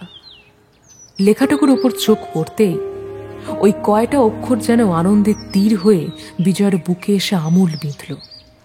পলকের জন্য তার সমস্ত মুখ আরক্ত হয়েও পরক্ষণে একেবারে ছাইয়ের মতো ফ্যাকাশে হয়ে গেল। বৃদ্ধ নিজের কৃতিত্বের আনন্দে এতই বিভোর হয়েছিলেন যে সেদিকে দৃষ্টিপাতও করলেন না। হাসি মুখে বললেন, তোমাকে কিন্তু উপেক্ষা করতে দেব না মা। ওষুধটা একবার পরীক্ষা করে দেখতেই হবে। এই এই বুড়োর অনুরোধ ঠেলো না মা, দোহাই তোমার। কিন্তু কিন্তু এই যে অন্ধকারে ঢিল ফেকা। ইস, তাই বুঝি? এ কি তোমার নেটিভ ডাক্তার পেয়েছ নাকি মা, যে দক্ষিণা দিলেই ব্যবস্থা লিখে দেবে? হ্যাঁ, এই যে বিলেতের বড় পাশ করা ডাক্তার গো, নিজের চোখে না দেখে এরা যে কিছুই করেন না। এদের দায়িত্ববোধ যে বড়ই প্রবল হয় গো মা। নিজের চোখে দেখে মানে? কে বললো আমাকে তিনি দেখে গেছেন? আমার তো মনে হয় বা তিনি শুধু আপনার মুখের কথা শুনেই আমায় ওষুধ। না না, তুমি ভুল বুঝছো মা। কাল যখন তুমি তোমাদের বাগানের রেলিং ধরে দাঁড়িয়েছিলে, তখন ঠিক তোমার সামনের পথ দিয়ে যে তিনি হেঁটে গেছেন। তোমাকে ভালো করেই তিনি দেখে গেছেন। তুমি বোধহয় অন্যমনস্ক ছিলে বলেই। আচ্ছা আচ্ছা, তার কি সাহেবী পোশাক ছিল? মাথায় হ্যাট ছিল? তাহলেই বলো মা, কে বুঝবে তিনি খাঁটি সাহেব নন? হ্যাঁ, কে বলবে তিনি আমাদেরই স্বজাতি বাঙালি? আমি নিজেই তো হঠাৎ চমকে গেছিলুম গো প্রথম দিকে। নরেন বিজয়ার বাড়ির সামনে দিয়ে গিয়েছে, ঠিক তার চোখের ওপর দিয়ে গিয়েছে, তাকে দেখতে দেখতেও গিয়েছে, অথচ বিজয়া একটিবারের বেশি দৃষ্টিপাত পর্যন্ত করেনি। পুলিশের কোনো ইংরেজ কর্মচারী হবে ভেবে উল্টে সে অবজ্ঞায় চোখ নামিয়ে নিয়েছিল। আজ এই মুহূর্তে এসব শুনে বিজয়ার হৃদয়ের মধ্যে কি যেন ঝড় বয়ে গেল। বৃদ্ধ তার এতটুকু আঁচ পেলেন না। তিনি নিজের মনে বলে চললেন, মাঝে শুধু চৈত্র মাসটা বাকি। বৈশাখের প্রথম, না হয় বড়জোর দ্বিতীয় সপ্তাহেই বিয়ে। তাই বললাম, মায়ের যে শরীর সারে না ডাক্তারবাবু, একটা কিছু ওষুধ দিন, যাতে। মাঝপথে দয়ালবাবুর কথা থেমে যেতেই বিজয়া মুখ তুলে তার দৃষ্টি অনুসরণ করতেই দেখল বিলাস ঘরে ঢুকছে। তার আশাতে সেটা বন্ধ হয়ে গেল। বিলাস সেটা ঘরে পা দিতেই বুঝেছিল, এবং তার যা স্বভাব তাতে এটিকে দয়ালবাবুর রূঢ় আচরণ বলে মনে করে বিলাসের চোখ মুখ যেন হঠাৎ কালো হয়ে গেল। তবুও নিজেকে যথাসাধ্য সংবরণ করে সে ভেতরে এসে টেবিলের পাশের একটা মোড়ার ওপর বসল। সামনেই তখন সেই প্রেসক্রিপশনটা পড়ে। সেদিকে দৃষ্টি যেতেই বিলাস যেন সেটি তুলে আগাগোড়া 3-4 বার পড়ে বলল, নরেন ডাক্তারের প্রেসক্রিপশন দেখছি। এলো কি করে? ডাকে নাকি? কেউই এর উত্তর দিল না। বিজয়া মুখ ফিরিয়ে জানালার বাইরের দিকে চেয়ে রইল। ডাক্তার হিসেবে বুঝি নরেনই এখন সেরা। তাই এদের ওষুধগুলো খাওয়া হয় না। শিশির ওষুধ শিশিতেই পচে তারপর ফেলে দেওয়া হয়। আচ্ছা বেশ, তা নয় হলো, কিন্তু এই কলির দন্দন্তরীতি কাগজখানে পাঠালেন কি করে শুনি? তাকে নাকি? দয়ালবাবু, আপনি তো এতক্ষণ খুব লেকচার দিচ্ছিলেন, সিঁড়ি থেকে তো শোনা যাচ্ছিল। তা বলে আপনি কিছু জানেন এ ব্যাপারে? বলতে বাধা নেই, দয়ালবাবু বারবারই মনে মনে বিলাসবিহারীকে বাঘের মতো ভয় করতেন। ওদিকে কালীপদর মুখেও সবটা শুনতে তার আর বাকি ছিল না। সুতরাং প্রেসক্রিপশনখানা বিলাস হাতে তুলে নেওয়া মাত্রই তার বুকের ভেতরটা বাঁশপাতার মতো কাঁপছিল। এখন এই প্রশ্ন শুনে মুখের মধ্যে জিভটা তার এমনই আড়ষ্ট হয়ে গেল যে কোনো কথা বেরোল না। ব্যাপারটা কি? একেবারে যে ভিজে পেনাল্টি হয়ে গেলেন। বলি, এর ব্যাপারে জানেন কিছু? আগে আগে ওখানা আমি এনেছি। তাই নাকি? তা কোথায় পেলেন সেটাকে? দয়াল তখন জড়িয়ে জড়িয়ে কোনো মতে সমস্ত ব্যাপারটা খুলে বললেন। বিলাস স্তব্ধভাবে কিছুক্ষণ বসে থেকে বলল, তা গেল বছরের হিসেবটা আপনাকে কিন্তু সারতে বলেছিলাম, তা সেটা সারা হয়েছে? আগে 2-3 দিনের মধ্যেই সেরে ফেলবো। এখনো হয়নি কেন? আসলে বাড়িতে ভারী বিপদ যাচ্ছিল, রাঁধতে হতো, তাই আসতেই পারিনি। হ্যাঁ, সেই তো, আসতেই পারিনি। তবে আর কি, আমাকে উদ্ধার করেছেন। আমি তখনই বাবাকে বলেছিলাম এইসব বুড়ো হাবড়া দিয়ে কোনো কাজ চলবে না। এতক্ষণ পরে বিজয়া এদিকে ঘুরে দাঁড়ালো। তার মুখের ভাব প্রশান্ত গম্ভীর, কিন্তু দুই চোখ দিয়ে যেন আগুন ঠিকরে পড়ছে। অনুচ্চ কঠিন কণ্ঠে বলল, দয়ালবাবুকে এখানে কে এনেছে জানেন? আপনার বাবা নন, আমি। বিলাস থমকে গেল। বিজয়ার এই রূপ, এমন কণ্ঠস্বর সে আর কখনো শোনেনি। তার এই চোখের চাহনিও সম্পূর্ণ অজানা। কিন্তু বিলাস যে নত হবার পাত্র নয়, তাই পলক মাত্র স্থির থেকে সে জবাব দিল, যেই আনুক, আমার জানবার দরকার নেই। আমি কাজ চাই, কাজের সঙ্গে আমার সম্বন্ধ। যার বাড়িতে বিপদ তিনি কি করে কাজ করতে আসবেন? অমন বিপদের দোহাই সবাই পড়ে, কিন্তু সে শুনতে গেলে তো আর আমাদের কাজ চলবে না। আমি দরকারি কাজ ছেড়ে রাখতে তাকে হুকুম দিয়েছিলাম, হয়নি কেন সেই কৈফিয়ত চাইছি। বিপদের খবর তো জানতে চাই না। সবাই মিথ্যাবাদী নয়, সবাই মিথ্যে বিপদের দোহাই দেয় না। অন্তত অন্তত মন্দিরের আচার্য দেয় না। আর আপনি যখন জানেনই ওটা দরকারি কাজ, তখন আপনি নিজে কেন সেরে রাখেন? আপনি কেন 4 দিন কাজ কামাই করলেন? কি বিপদ হয়েছিল আপনার শুনি? কি? আমি আমি আমি খাতা দেখে রাখবো? আর আমি কেন কামাই করলাম তার সঙ্গে এর কি সম্বন্ধ? কেন নয়? মাসে মাসে 200 টাকা মাইনে আমিও আপনাকে দিই, আর আপনিও সেটা নেন। সে টাকা তো আমি শুধু শুধু আপনাকে দিই নে, কাজ করবার জন্যই দিই। আমি কি চাকর? আমি কি তোমার আমলা? কাজ করবার জন্য যাকে মাইনে দিতে হয় তাকে ওছাড়া আর কি বলে বিলাসবাবু? আপনার অখ্যাত উৎপাত আমি নিঃশব্দে সয়ে এসেছি, কিন্তু যত সহ্য করছি অন্যায় উপদ্রব ততই বেড়ে গেছে। যান, নিচে যান। প্রভু ভৃত্যের সম্বন্ধ ছাড়া আজ থেকে আপনার সঙ্গে আর আমার কোনো সম্বন্ধ থাকবে না। যে নিয়মে আমার অন্যান্য কর্মচারীরা কাজ করে, ঠিক সেই নিয়মে যদি কাজ করতে পারেন তো করবেন, নইলে আপনাকে আমি জবাব দিল। আমার কাছারিতে আর ঢোকবার চেষ্টা করবেন না। কি? তোমার তোমার এত বড় দুঃসাহস? দুঃসাহস আমার নয়, দুঃসাহসটা আপনার। আমার স্টেটেই চাকরি করবেন আর আমারই উপর অত্যাচার করবেন? আমাকে তুমি বলবার অধিকার আপনাকে কে দিয়েছে? আমার চাকরকে আমারই বাড়িতে জবাব দেবার, আমার অতিথিকে আমারই চোখের সামনে অসম্মান করার, এই সকল স্পর্ধা কোথা থেকে জন্মালো আপনার? অতিথির পাপের পুণ্য যে সেদিন তার গায়ে হাত দেয়নি, তার একটা হাত ভেঙে দেয়নি। বদমাইশ, চচ্চর, লোভার কোথাকার। কখনো যদি দেখা পাই তবে। আপনি জানেন না, কিন্তু আমি জানি। সেটা আপনারই কত বড় সৌভাগ্য যে তার গায়ে হাত দেবার অতি সাহস আপনার হয়নি। তিনি উচ্চশিক্ষিত বড় ডাক্তার। সেদিন তার গায়ে হাত দিলেও হয়তো তিনি একজন পীড়িত স্ত্রীলোকের ঘরের মধ্যে বিবাদ না করে সহ্য করেই চলে যেতেন। কিন্তু আমার একটা উপদেশ মাথায় রাখবেন, ভবিষ্যতে তার গায়ে হাত দেবার শখ যদি আপনার থাকে তো হয় পিছন থেকে দেবে, নয়তো আপনার মতো আরো 5-7 জনকে সঙ্গে নিয়ে তারপর সামনে থেকে দেবেন, নয়তো আপনার নিজেরই মুখ লুকোনোর জায়গা থাকবে না। অনেক চেঁচামেচি হয়ে গেছে, আর না। নিচ থেকে চাকর বাকর দারোয়ান পর্যন্ত ভয় পেয়ে উপরে উঠে এসেছে। যান, নিচে যান। প্রত্যুত্তরের কোনো রকম অপেক্ষা না করে বিজয়া পাশের দরজা দিয়ে ও ঘরে চলে গেল। ওদিকে ছেলের মুখে ব্যাপারটা শুনে রাগে, বিরক্তিতে এবং একই সাথে নিদারুণ আশাভঙ্গের হতাশায় রাসবিহারীর মেকি ব্রহ্মজ্ঞানের খোলস এক মুহূর্তে খসে পড়ে গেল। তিক্ত কটু কণ্ঠে বলে উঠলেন, আরে বাপু, ইন্দুরাজ আমাদের ছোট লোক বলে, সেটা তো আর মিছে কথা নয়। নাম বই হই আর যেই হই, ওই বর্ত তো বামুন কায়েতের ছেলে হলে একটু ভদ্রতাও শিখতিস। নিজের ভালো বন্ধ কিসে, অন্তত সেই কাণ্ড জ্ঞানটা জন্মাতো। যাও, আর কি এখন মাঠে মাঠে আল গনু নিয়ে কুলকর্ম করে বেড়াওকে।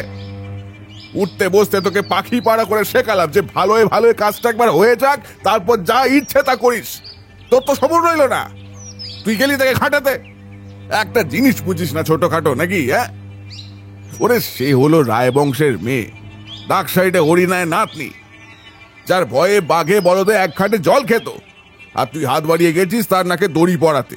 মুখ্য কথাকার একটা, মান ইজ্জত সব গেল, এত বড় জমিদারির আশা ভরসা গেল। কোনো কাজ করতিস না, তবুও মাসে মাসে 200 টাকা মাইনে আদায় হচ্ছিল, সেও গেল। যা, এখন চাষার ছেলে, চাষবাস করে খেয়ে যা, অকর্মণ্য পুরো তুই। আবার এখন আমার কাছে এসেছেন চোখ রাঙিয়ে তার নামে নালিশ করতে। যা যা যা যা যা, সামনে থেকে বেরিয়ে যা, হতভাগা বোম্বের শয়তান একটা, দূর হয়ে যা আমার চোখের সামনে থেকে। আজকের ঘটনাটা যে সে না ঘটালেই ভালো করত, এটা বিলাস নিজেও বুঝতে পেরেছিল। তার উপরে বাপের এই ভীষণ উগ্র মূর্তি দেখে যেটুকু আশা তার ছিল সেটাও নিভে গেল। আর কিছু মুখ ফুটে বলার সাহস তার হলো না। ওদিকে ধূর্ত রাসবিহারী রাগের মাথায় ছেলেকে যাই বলুন, কাজ বাগাতে তার মতন পোড় খাওয়া লোকের জুড়ি মেলা ভার। তাই সেদিনটা তিনি ধৈর্য ধরে বিজয়াকে শান্ত হবার সময় দিয়ে পরদিন গিয়ে হাজির হলেন বিজয়ার কাছে।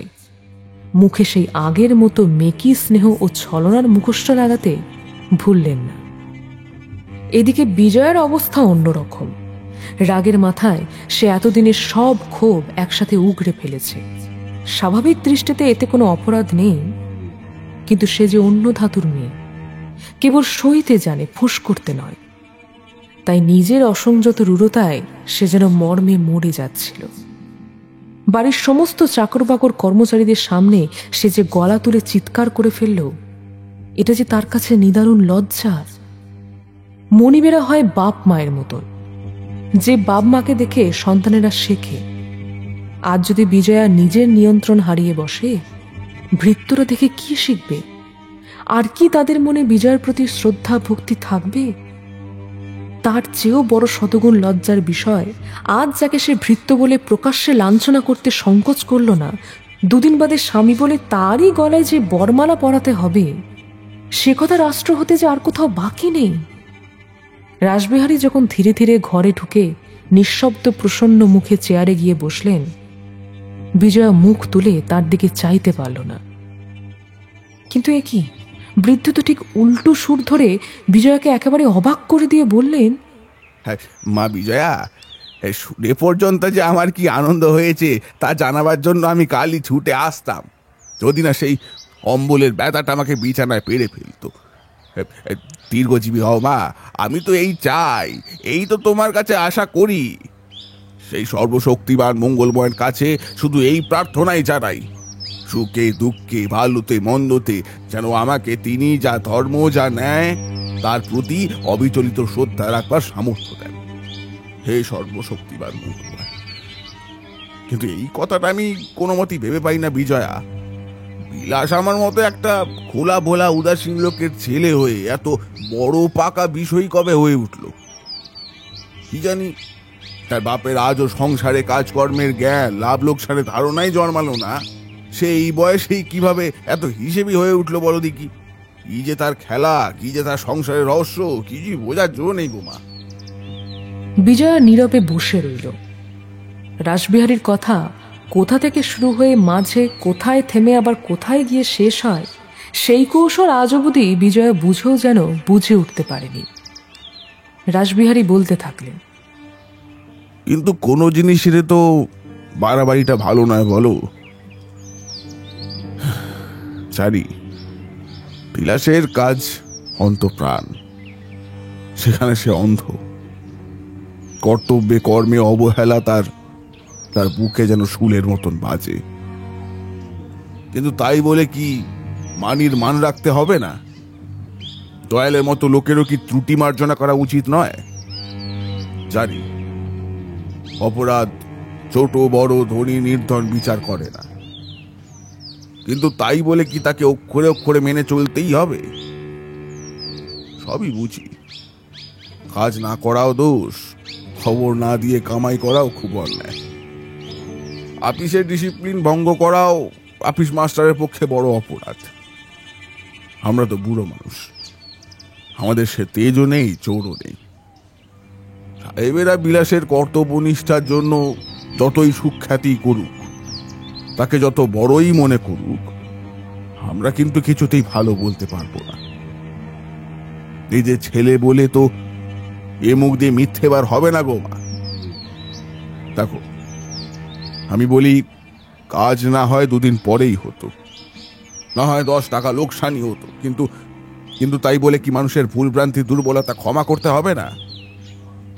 বিজয়া, তোমার জমিদারির ভালো মন্দের উপরেই যে বিলাসের সমস্ত মন পড়ে থাকে, সে তার প্রত্যেক কথাতেই আমি বুঝতে পারি। কিন্তু কিন্তু আমাকে তুমি ভুল বুঝো না গো মা। আমি নিজে সংসার বিরাগী হলেও বিষয় সম্পত্তি রক্ষা করা যে গৃহস্থের পরম ধর্ম, আমি সেটাই মানি, এবং তার উন্নতি করা তার চেয়েও ঢের বড় ধর্ম। কারণ সে ছাড়া তো জগতের মঙ্গল করা যায় না। আর বিলাসের হাতে তোমাদের দুজনের জমিদারি যদি দ্বিগুণ চতুর্গুণ এমনকি 10 গুণ অব্দি হয়, আমি তাতেও বিন্দুমাত্র আশ্চর্য হব না। আর হচ্ছেও, তাও তো দেখতে পাচ্ছি। সব ঠিক, সব সত্যি, কিন্তু তাই বলে যে বিষয়ের উন্নতিতে কোথাও একটু সামান্য বাধা পৌঁছালেই ধৈর্য হারাতে হবে, সেটাও তো ঠিক নয়। আমি বলছি না, তার উদ্যত অভিনয়ের জন্য যে শাস্তি তুমি তাকে দিয়েছ, তার থেকে সে যেন ভবিষ্যতে সচেতন হয়। শুধু কাজ আর কাজ, কাজ কাজ কাজ। সংসারে শুধু কাজ করতেই কি এসেছি? কাজের পায়ে কি দয়াময় বিসর্জন দিতে হবে নাকি? ভালোই হয়েছে, আর সে তোমার হাত থেকেই তার সর্বোত্তম শিক্ষা লাভ করবার সুযোগ পেলে। ঠিকই করেছ। বিজয়া এখনো চুপই রয়েছে। রাসবিহারী কিছুক্ষণ পর খানিক হেসে কোমল স্বরে বলতে লাগলেন, আমার 2টি সন্তানের একটি যেমন কাজ পাগল, আর অন্য একটি তেমনি স্নেহ মমতা করুণার সাগর। আমি কাল থেকে শুধু স্তব্ধ হয়ে ভাবছি, ভগবান এই দুটিকে যখন জুড়ি মিলিয়ে তার রথ চালাবেন, তখন দুঃখের সংসারে না জানি কি স্বর্গই না নেমে আসবে।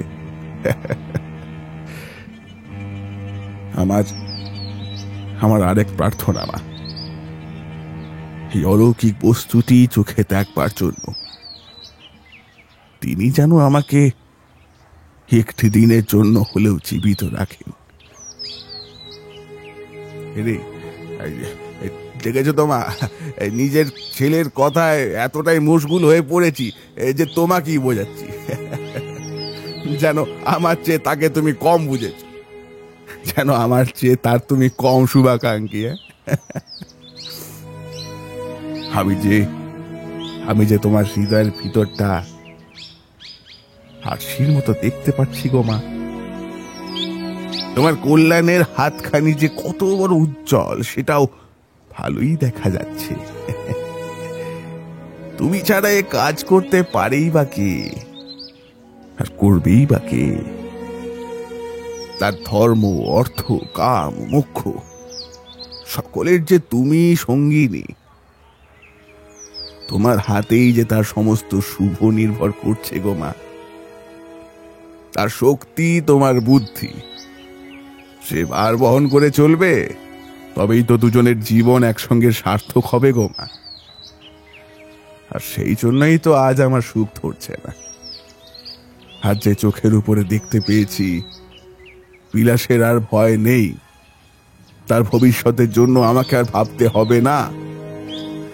এত চিন্তা, এত জ্ঞান, ভবিষ্যৎ জীবন সফল করে তোলবার এত বড় বুদ্ধি, ওইটুকু মাথার মধ্যে এতদিন কোথায় লুকিয়ে রেখেছিলে বলো তোমার? হ্যাঁ, আজ তো আমি একেবারে অবাক হয়ে গেছি গো। হ্যাঁ, ওই ওই দেখো 10টা বাজতে চলো গো। একবার দয়ালের স্ত্রীকে দেখতে যেতে হবে যে এখন তিনি কেমন আছেন কাকাবাবু? হ্যাঁ, ভালোই আছেন। যাই গিয়ে দেখে আসি। কিন্তু মা, আসল কথাটা যে বলাই হয়নি। এই এই তোমার এই বুড়ো কাকাবাবুটির একটু অনুরোধ তোমায় একটু রাখতে হবে বিজয়া। হ্যাঁ, আগে বলো রাখবে। বিজয়া মনে মনে ভয় পেল। সে ভাবটা ফুটে উঠল তার চোখে মুখেও। চতুর রাসবিহারী তা আর চোখে লক্ষ্যও করলেন। বিজয়া হ্যাঁ বলে ঘাড় নাড়তেই তিনি বললেন, আমার বিলাস যে শুধু ওই দুদিন এই ঘুম খাওয়া দাওয়াই ত্যাগ করেছে তাই নয়, এই অনুতাপেও একবারে দগ্ধ হয়ে যাচ্ছে। কিন্তু তোমাকে মা এক্ষেত্রে একটু শক্ত হতেই হবে। কাল অভিমানে সে আসেনি, কিন্তু আজ আর মনে হয় থাকতে পারবে না, এসে পড়বেই দেখো। কিন্তু কিন্তু ক্ষমা চাওয়া মাত্রই যে মাফ করবে সে হবে না কিন্তু। হ্যাঁ, আমি তোমাকে আগে থেকে বলে দিচ্ছি। বলতে পারো এইটা আমার একটা একান্ত অনুরোধ, যে অন্যায়ের শাস্তি তুমি তাকে দিয়েছ অন্তত সে শাস্তি আরো একটা দিন সে যেন ভোগ করুক, এই বলে দিলুম। বিজয়ের মুখে চূড়ান্ত বিস্ময়ের চিহ্ন দেখে তিনি হেসে বললেন, তোমার নিজে যে কত কষ্ট হচ্ছে সে কি আর আমার কাছে আড়াল হতে পারে গো মা? তোমাকে কি আমি চিনি নে? তুমি তো আমারই মা, বরঞ্চ তার চেয়েও বেশি হয়তো ব্যথা পাচ্ছ, সেও আমি খুব ভালো করেই জানি। কিন্তু অপরাধের শাস্তি পূর্ণ না হলে তার যে প্রায়শ্চিত্ত হয় না মা। এই গভীর দুঃখ আর একটা দিন সহ্য না করলে সে যে মুক্ত হবে না। শক্ত না হতে পারো তার সঙ্গে অন্তত দেখা করো না, আর সে বিফল হয়ে ফিরে যাক। এই যন্ত্রণা আরো কিছুক্ষণ তাকে ভোগ করতে দাও, তারপর না হয় দেখো মা। কি আর বলবো। আচ্ছা, এবারে আমি আসি। হ্যাঁ, চলি। রাসবিহারী চলে গেলে বিজয়া অবাক বিস্ময় পাথরের মূর্তির মতন স্তব্ধ হয়ে বসে রইল। এই সব কথা, এরকম ব্যবহার তার কাছে একেবারেই অপ্রত্যাশিত ছিল। বিজয়ার ধারণা ছিল বিলাস এত বড় অপমানের ধাক্কা খেয়ে এবারে সঙ্গে করে তার বাবাকে আনবে একটা অন্তিম বোঝাপড়ার জন্য। সেই মতন বিজয়াও নিজেকে কঠিন করে অপেক্ষা করছিল। কিন্তু এ যে সম্পূর্ণ বিপরীত ঘটনা ঘটে গেল। তবে কি বিজয়া রাসবিহারীকে এতদিন ভুল বুঝেছিল? তার প্রতি শ্রদ্ধার যে ভাবটা বিজয়া নিজের মন থেকে বিসর্জন দিয়ে ফেলেছিল, সেটা ভেবে এখন তার লজ্জা বোধ করতে লাগল। তার চেয়েও যে নিগূঢ় তত্ত্ব আজ এখন বিজয়ার মনে স্পষ্টভাবে ধরা দিতে চাইল, তা হল বিলাসের অসীম ভালোবাসা এবং তার অবশ্যম্ভাবী ফল, প্রবল ঈর্ষা। একসময় বিজয়ার নিজের কাছেও এটা অজ্ঞাত ছিল না, কিন্তু বাইরের এক আলোড়নে সেটা যেন ঢাকা পড়ে গিয়েছিল। আজ বিজয়া যা যা শুনল, তারপর বিজয়া আর কিছু ভাবতে পারছিল না। সে যেন কতকটা হাল ছেড়ে দিয়েই নিঃশব্দে জানলার বাইরে বিভোর হয়ে চেয়ে রইল। মা, কে? ও, কালীপদ, কিছু বলবি? আমার তো তবে এখন যা হলো না, তাহলে বাড়িতে আরেকখানা চিঠি লিখে দিয়ে। আচ্ছা। কালীপদ চলেই যাচ্ছিল। দোনামোনা করতে করতে বিজয়া তাকে ডেকেই ফেলল। আচ্ছা, বা আমি বলি কি কালীপদ, চিঠি যখন লিখিয়ে দেওয়া হয়েছে, বা তখন মাসখানেকের জন্য একবার বাড়ি থেকে ঘুরে আয়। ওর কথাটাও থাক, আর তোর একবার বাড়ি যাওয়াও হলো। অনেকদিন তো যাসনি, কি বল?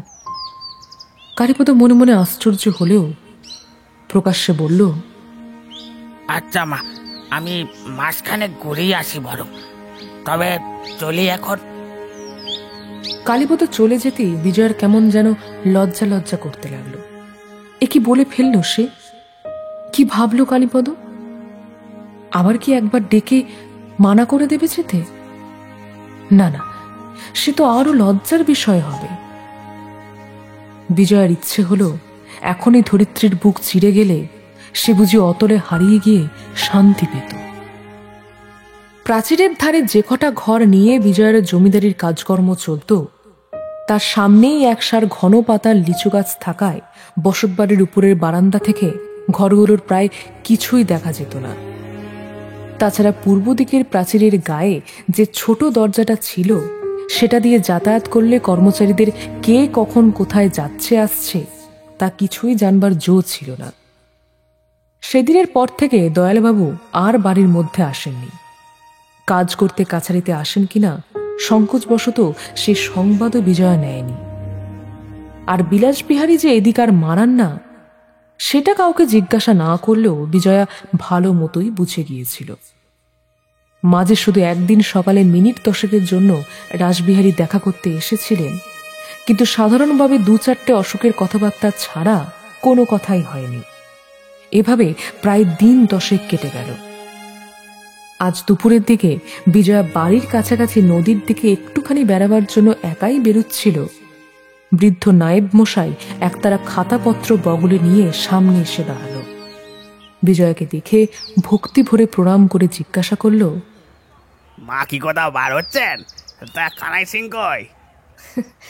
এই কাছে একটু নদী তীর থেকে ঘুরে আসব, দারোয়ানের দরকার নেই। আমাকে কি আপনার কোনো দরকার আছে নায়েব মশাই? তা একটু ছিল যে মা, বেশ সে না হয় কালকেই হবে, আপনি যান, তবে যান। দরকার যদি একটুখানি হয় তো আজই বলুন না। তাহলে তো খাতাপত্র নিয়ে কোথায় চলেছেন? আগে আপনার কাছেই যাচ্ছিল।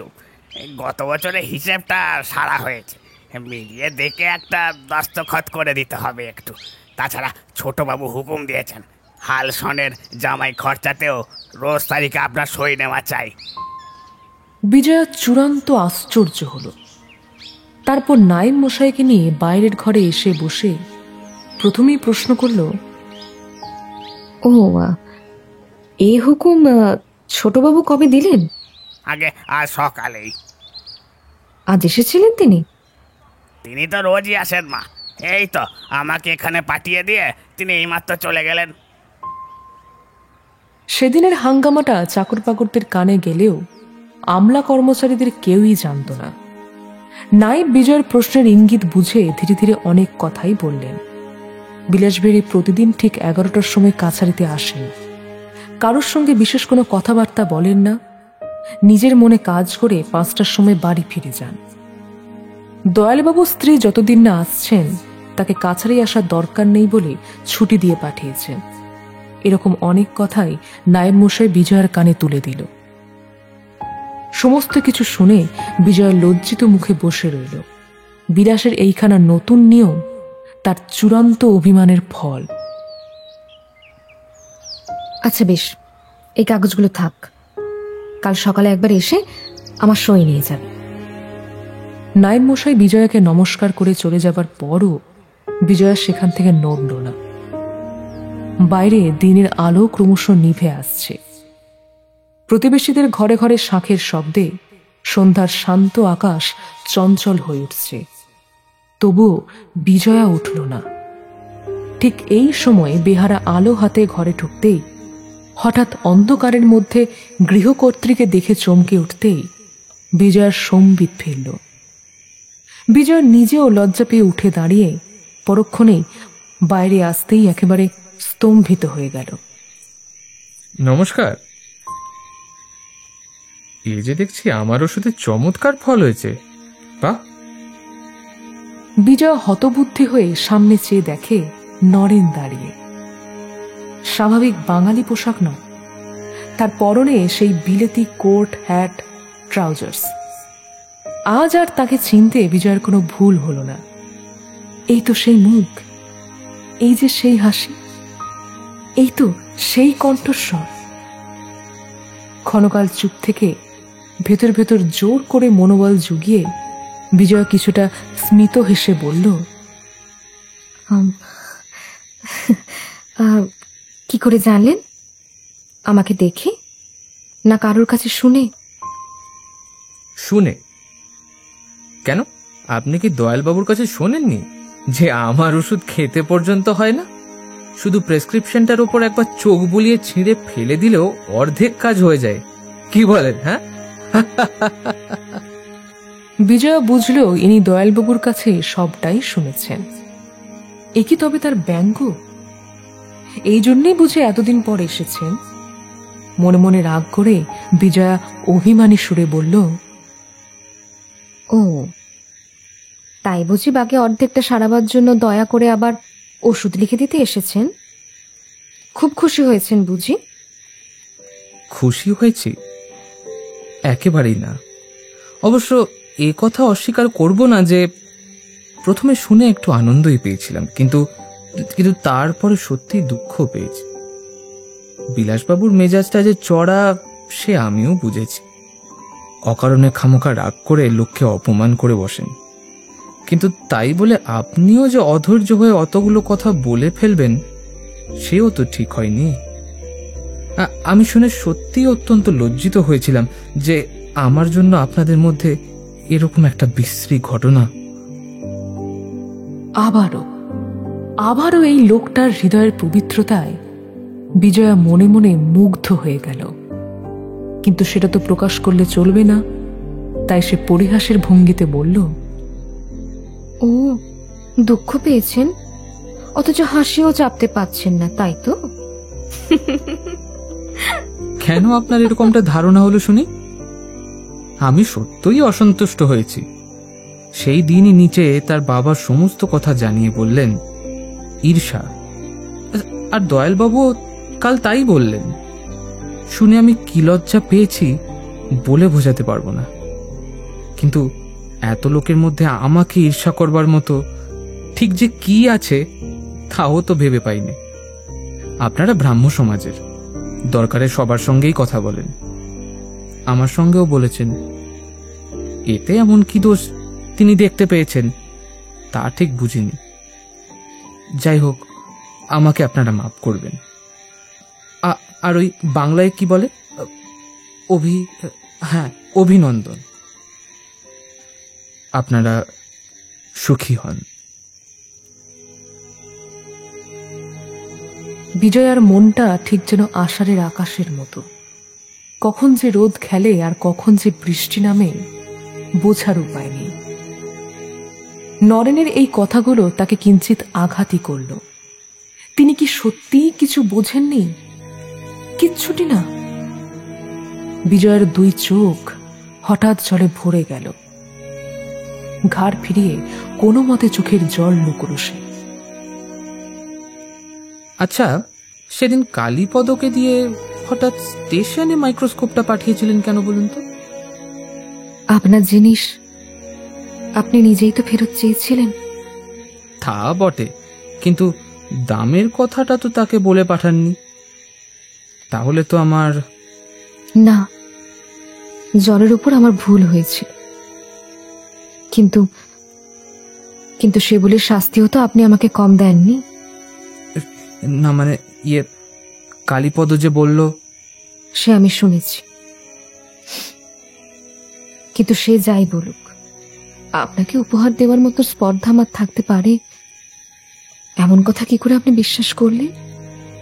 আর সত্যিই যদি তাই করে থাকি, নিজের হাতে কেন শাস্তি দিলেন না? কেন চাকরকে দিয়ে আমার অপমান করলেন? আপনার কি ক্ষতি করেছি আমি? বিজয়ার শেষ কথাগুলোর মধ্যে স্বরের স্বাভাবিকতা ছিল না। নরেন অনুতপ্ত হলো, আবার অবাকও। বিজয়া কি কাঁদছেন? কিন্তু নরেন বুঝতে পারল না কিছুই। বিজয়া ততক্ষণে ঘাড় ফিরিয়ে জানলার বাইরে চোখ ফেলেছে।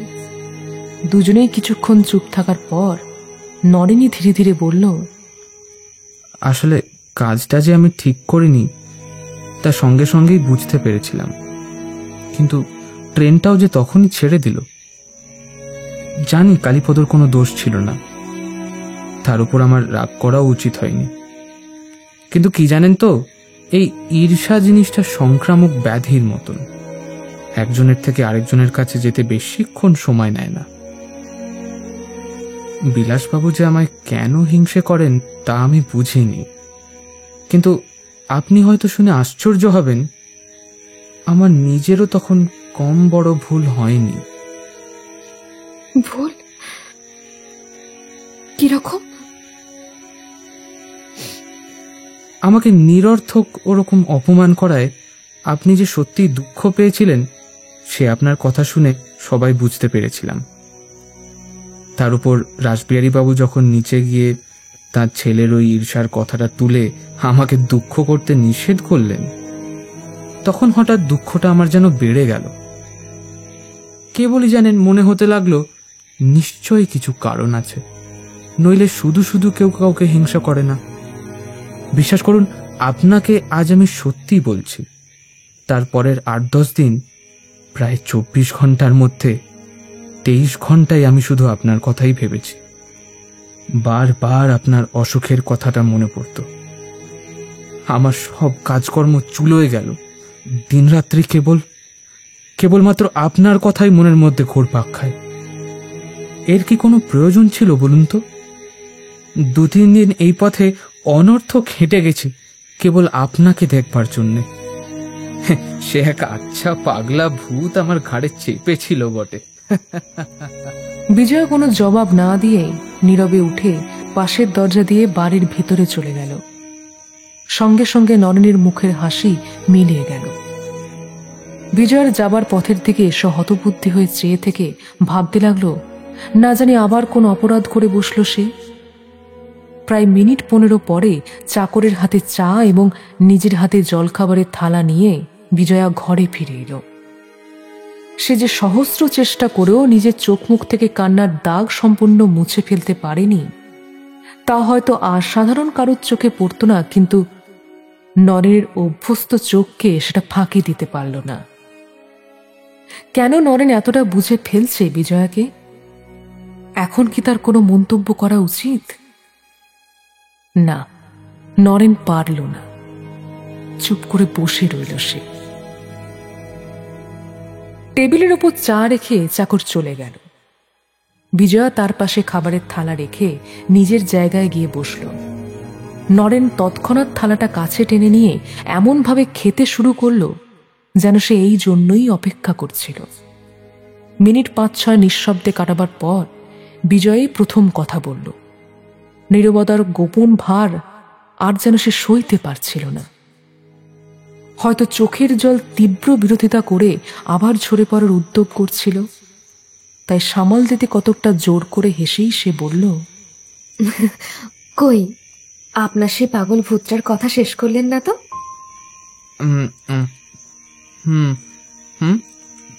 কার কথা বললেন? সেই পাগল ভূতটা যে দিন কতক আপনার কাঁধে চেপেছিল, তা সে এখন নেমে গেছে তো? হ্যাঁ হ্যাঁ, গেছে। যাক, তাহলে বেঁচে গেছেন বলুন, নইলে আরো কতদিন যে আপনাকে ঘোরতোর করিয়ে নিয়ে বেড়াতো কে জানে। নরেন চায়ের পেয়ালাটা তুলে নিয়ে শুধু বলল, বিজয়া আবারও কিছু একটা বলতে গেল, কিন্তু হঠাৎ যেন আর কোনো কথা তার মুখে জোগাল না। জোর করে মুখে হাসি এনেও এমন কোনো কথা সে বলতে পারল না যাতে পরিস্থিতি সহজ হয়। শেষটায় এক প্রকার হাল ছেড়ে দিয়ে চুপ করে গেল সে। আবার কিছুক্ষণ সমস্ত ঘরটা নিস্তব্ধ হয়ে রইল। নরেন ধীরে সুস্থে চা শেষ করে পকেট থেকে ঘড়ি বের করে বলল, আর 10 মিনিট সময় আছে দেখছি। আচ্ছা, আমি এখন চলি তাহলে। ও, কলকাতায় ফিরে যাবার কি এটাই লাস্ট ট্রেন? আরো একটা আছে, কিন্তু সেটা আবার ঘন্টা 1.5 পর। আচ্ছা যাকে, আসি তাহলে। ভালো থাকবেন, নমস্কার। বিলাস যথাসময়ে কাছারিতে এসে নিজের কাজ করে বাড়ি চলে যেত। নিতান্ত প্রয়োজন হলে কর্মচারী পাঠিয়ে বিজয়ের মত নিত, কিন্তু নিজে আসতো না। তাকে ডেকে না পাঠালে সে যে নিজে যেচে আসবে না, এটা বিজয়া বুঝেছিল। এভাবেই আরো দিন সাথে কাটার পর একদিন বিকেলে কাছারির বেহারা এসে জানালো বিলাস বিজয়ের সঙ্গে দেখা করতে চায়। ব্যাপারটা অপ্রত্যাশিতই ছিল। বিজয়া তখন প্রয়োজনীয় একটা চিঠি লিখছিল। মুখ না তুলেই বেহারাকে বলল, আসতে বলো। তার মনের ভেতরটা কোনো এক অজ্ঞাত আশঙ্কায় দুলতে লাগল। তবুও নিজেকে সে কোনো মতে শান্ত রাখল। বিলাস ঘরে এসে ঢুকতেই সে উঠে দাঁড়ালো। নমস্কার, আসুন। কাজের চাপে এদিকে আসা হয়নি অনেকদিন। তোমার শরীর এখন ভালো আছে? হ্যাঁ, ভালো আছি। সেই ওষুধটাই চলছে? বিজয়া এর উত্তর দিল না। বিলাসও আর প্রশ্নের পুনরুক্তি না করে অন্য কথায় চলে গেল। কাল নতুন বছরের প্রথম দিন। আমার ইচ্ছে সবাইকে একসঙ্গে করে কাল সকালবেলা একটু ভগবানের নাম করা হোক। বিলাস যে প্রশ্নটা নিয়ে বেশি পীড়াপিড়ি করল না, কেবল এতেই বিজয়ের মনের থেকে যেন একটা গুরুভার নেমে গেল। উচ্ছ্বসিত হয়ে বলল, এ তো খুব ভালো কথা। কিন্তু নানা কারণে মন্দিরে যাওয়ার সুযোগ হলো না। যদি তোমার অমত না হয় তো আমি বলি যে এইখানেই। হ্যাঁ হ্যাঁ, তাহলে ঘরটাকে একটুখানি ফুল লতা পাতা দিয়ে সাজালে ভালো হয় না? আপনাদের বাড়িতে তো ফুলের অভাব নেই। যদি মালিকে হুকুম দিয়ে কাল ভোর থাকতেই, কি বলেন? বেশ, তাই হবে। আমি সব বন্দোবস্ত করে দেব। আচ্ছা আচ্ছা, আমি বলি কি, কালকে বছরকার প্রথম দিন একটু খাওয়া দাওয়ার আয়োজন করলে কি? বিলাসের প্রস্তাবেও রাজি হলো। উপাসনার পরে জলযোগের আয়োজন যাতে ভালোভাবে হয় সে বিষয়ে নায়েবকে সে হুকুম দিয়ে যাবে। এভাবে আরও 2-4টে সাধারণ কথাবার্তার পরে বিলাস বিদায় নিয়ে চলে যেতেই আজ বহুদিন পর বিজয়ের মনের মধ্যে তৃপ্তি আর উল্লাসের ঢেউ যেন আছড়ে আছড়ে পড়তে লাগলো। সেদিনকার সেই প্রকাশ্য সংঘর্ষের পর থেকে অব্যক্ত গ্লানির মতন দুঃখটা যে তাকে কুড়ে কুড়ে খাচ্ছিল, আজ তা থেকে সে নিষ্কৃতি পেয়ে যেন হাঁপ ছেড়ে বাঁচল। কেন জানে না বিজয়ার মনে হলো এই কয়েকদিনের মধ্যেই বিলাস আগের চেয়ে অনেকটা রোগা হয়ে গিয়েছে। তবে কি অপমান আর অনুশোচনার আঘাতেই বিলাসের এই পরিবর্তন? বিজয়া এক বুক দীর্ঘশ্বাস ফেলে সেদিনের রাসবিহারীর সমস্ত কথাগুলো আবার মনে করতে লাগলো। বিলাসবিহারী যে বিজয়াকে অত্যন্ত ভালোবাসে তা ভাষা, ইঙ্গিতে, ভঙ্গিতে সকলভাবেই ব্যক্ত করা হয়েছিল। অথচ একটা দিনের জন্য এই ভালোবাসার অনুভূতিটা বিজয়া নিজে অনুভবই করেনি, বরঞ্চ সন্ধ্যার ঘনীভূত অন্ধকারে একা একা ঘরের মধ্যে ভেতরটা যখন অসীম যন্ত্রণায় কাতরে ওঠে, তখন কল্পনায় নিঃশব্দে পা টিপে টিপে যে মানুষটা ধীরে ধীরে বিজয়ার পাশে এসে বসে সে বিলাস নয়, অন্য আরেকজন। বিজয়ার আর ঘরকন্যার কোনো কাজে মন বসে না। নিজের যত্ন নিতেও সে ভুলে গেছে কবেই। দিন রাত্রি অহরহ যে এভাবে ভেতরটা তোলপাড় করে তা তো বিলাসের জন্য নয়, সেই অন্যজনের জন্য। বিজয়া তার অন্তরের কোথাও এতটুকু এমন জায়গা খুঁজে পায় না যেটা বিলাস দখল করতে পেরেছে।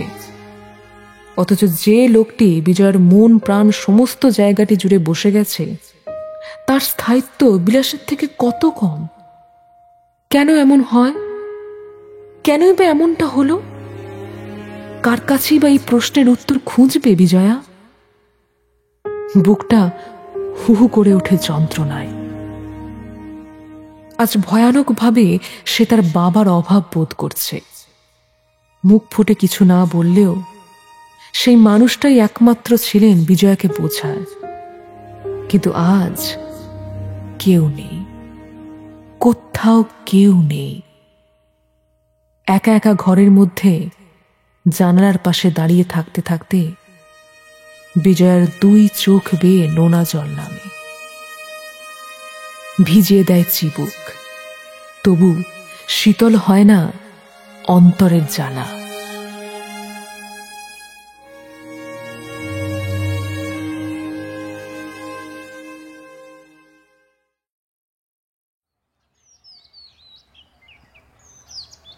এ কি, ঘরদোর সাজানোর কাজ শুরু করে দিয়েছে? আমাকে ডেকে পাঠাননি কেন? আরে দরকার কি? কেন, আমি বুঝি এতই অকর্মণ্য যে যে এদিকেও একটু সাহায্য করতে পারি না? এখন বলুন, আমি কি করতে পারি এখন?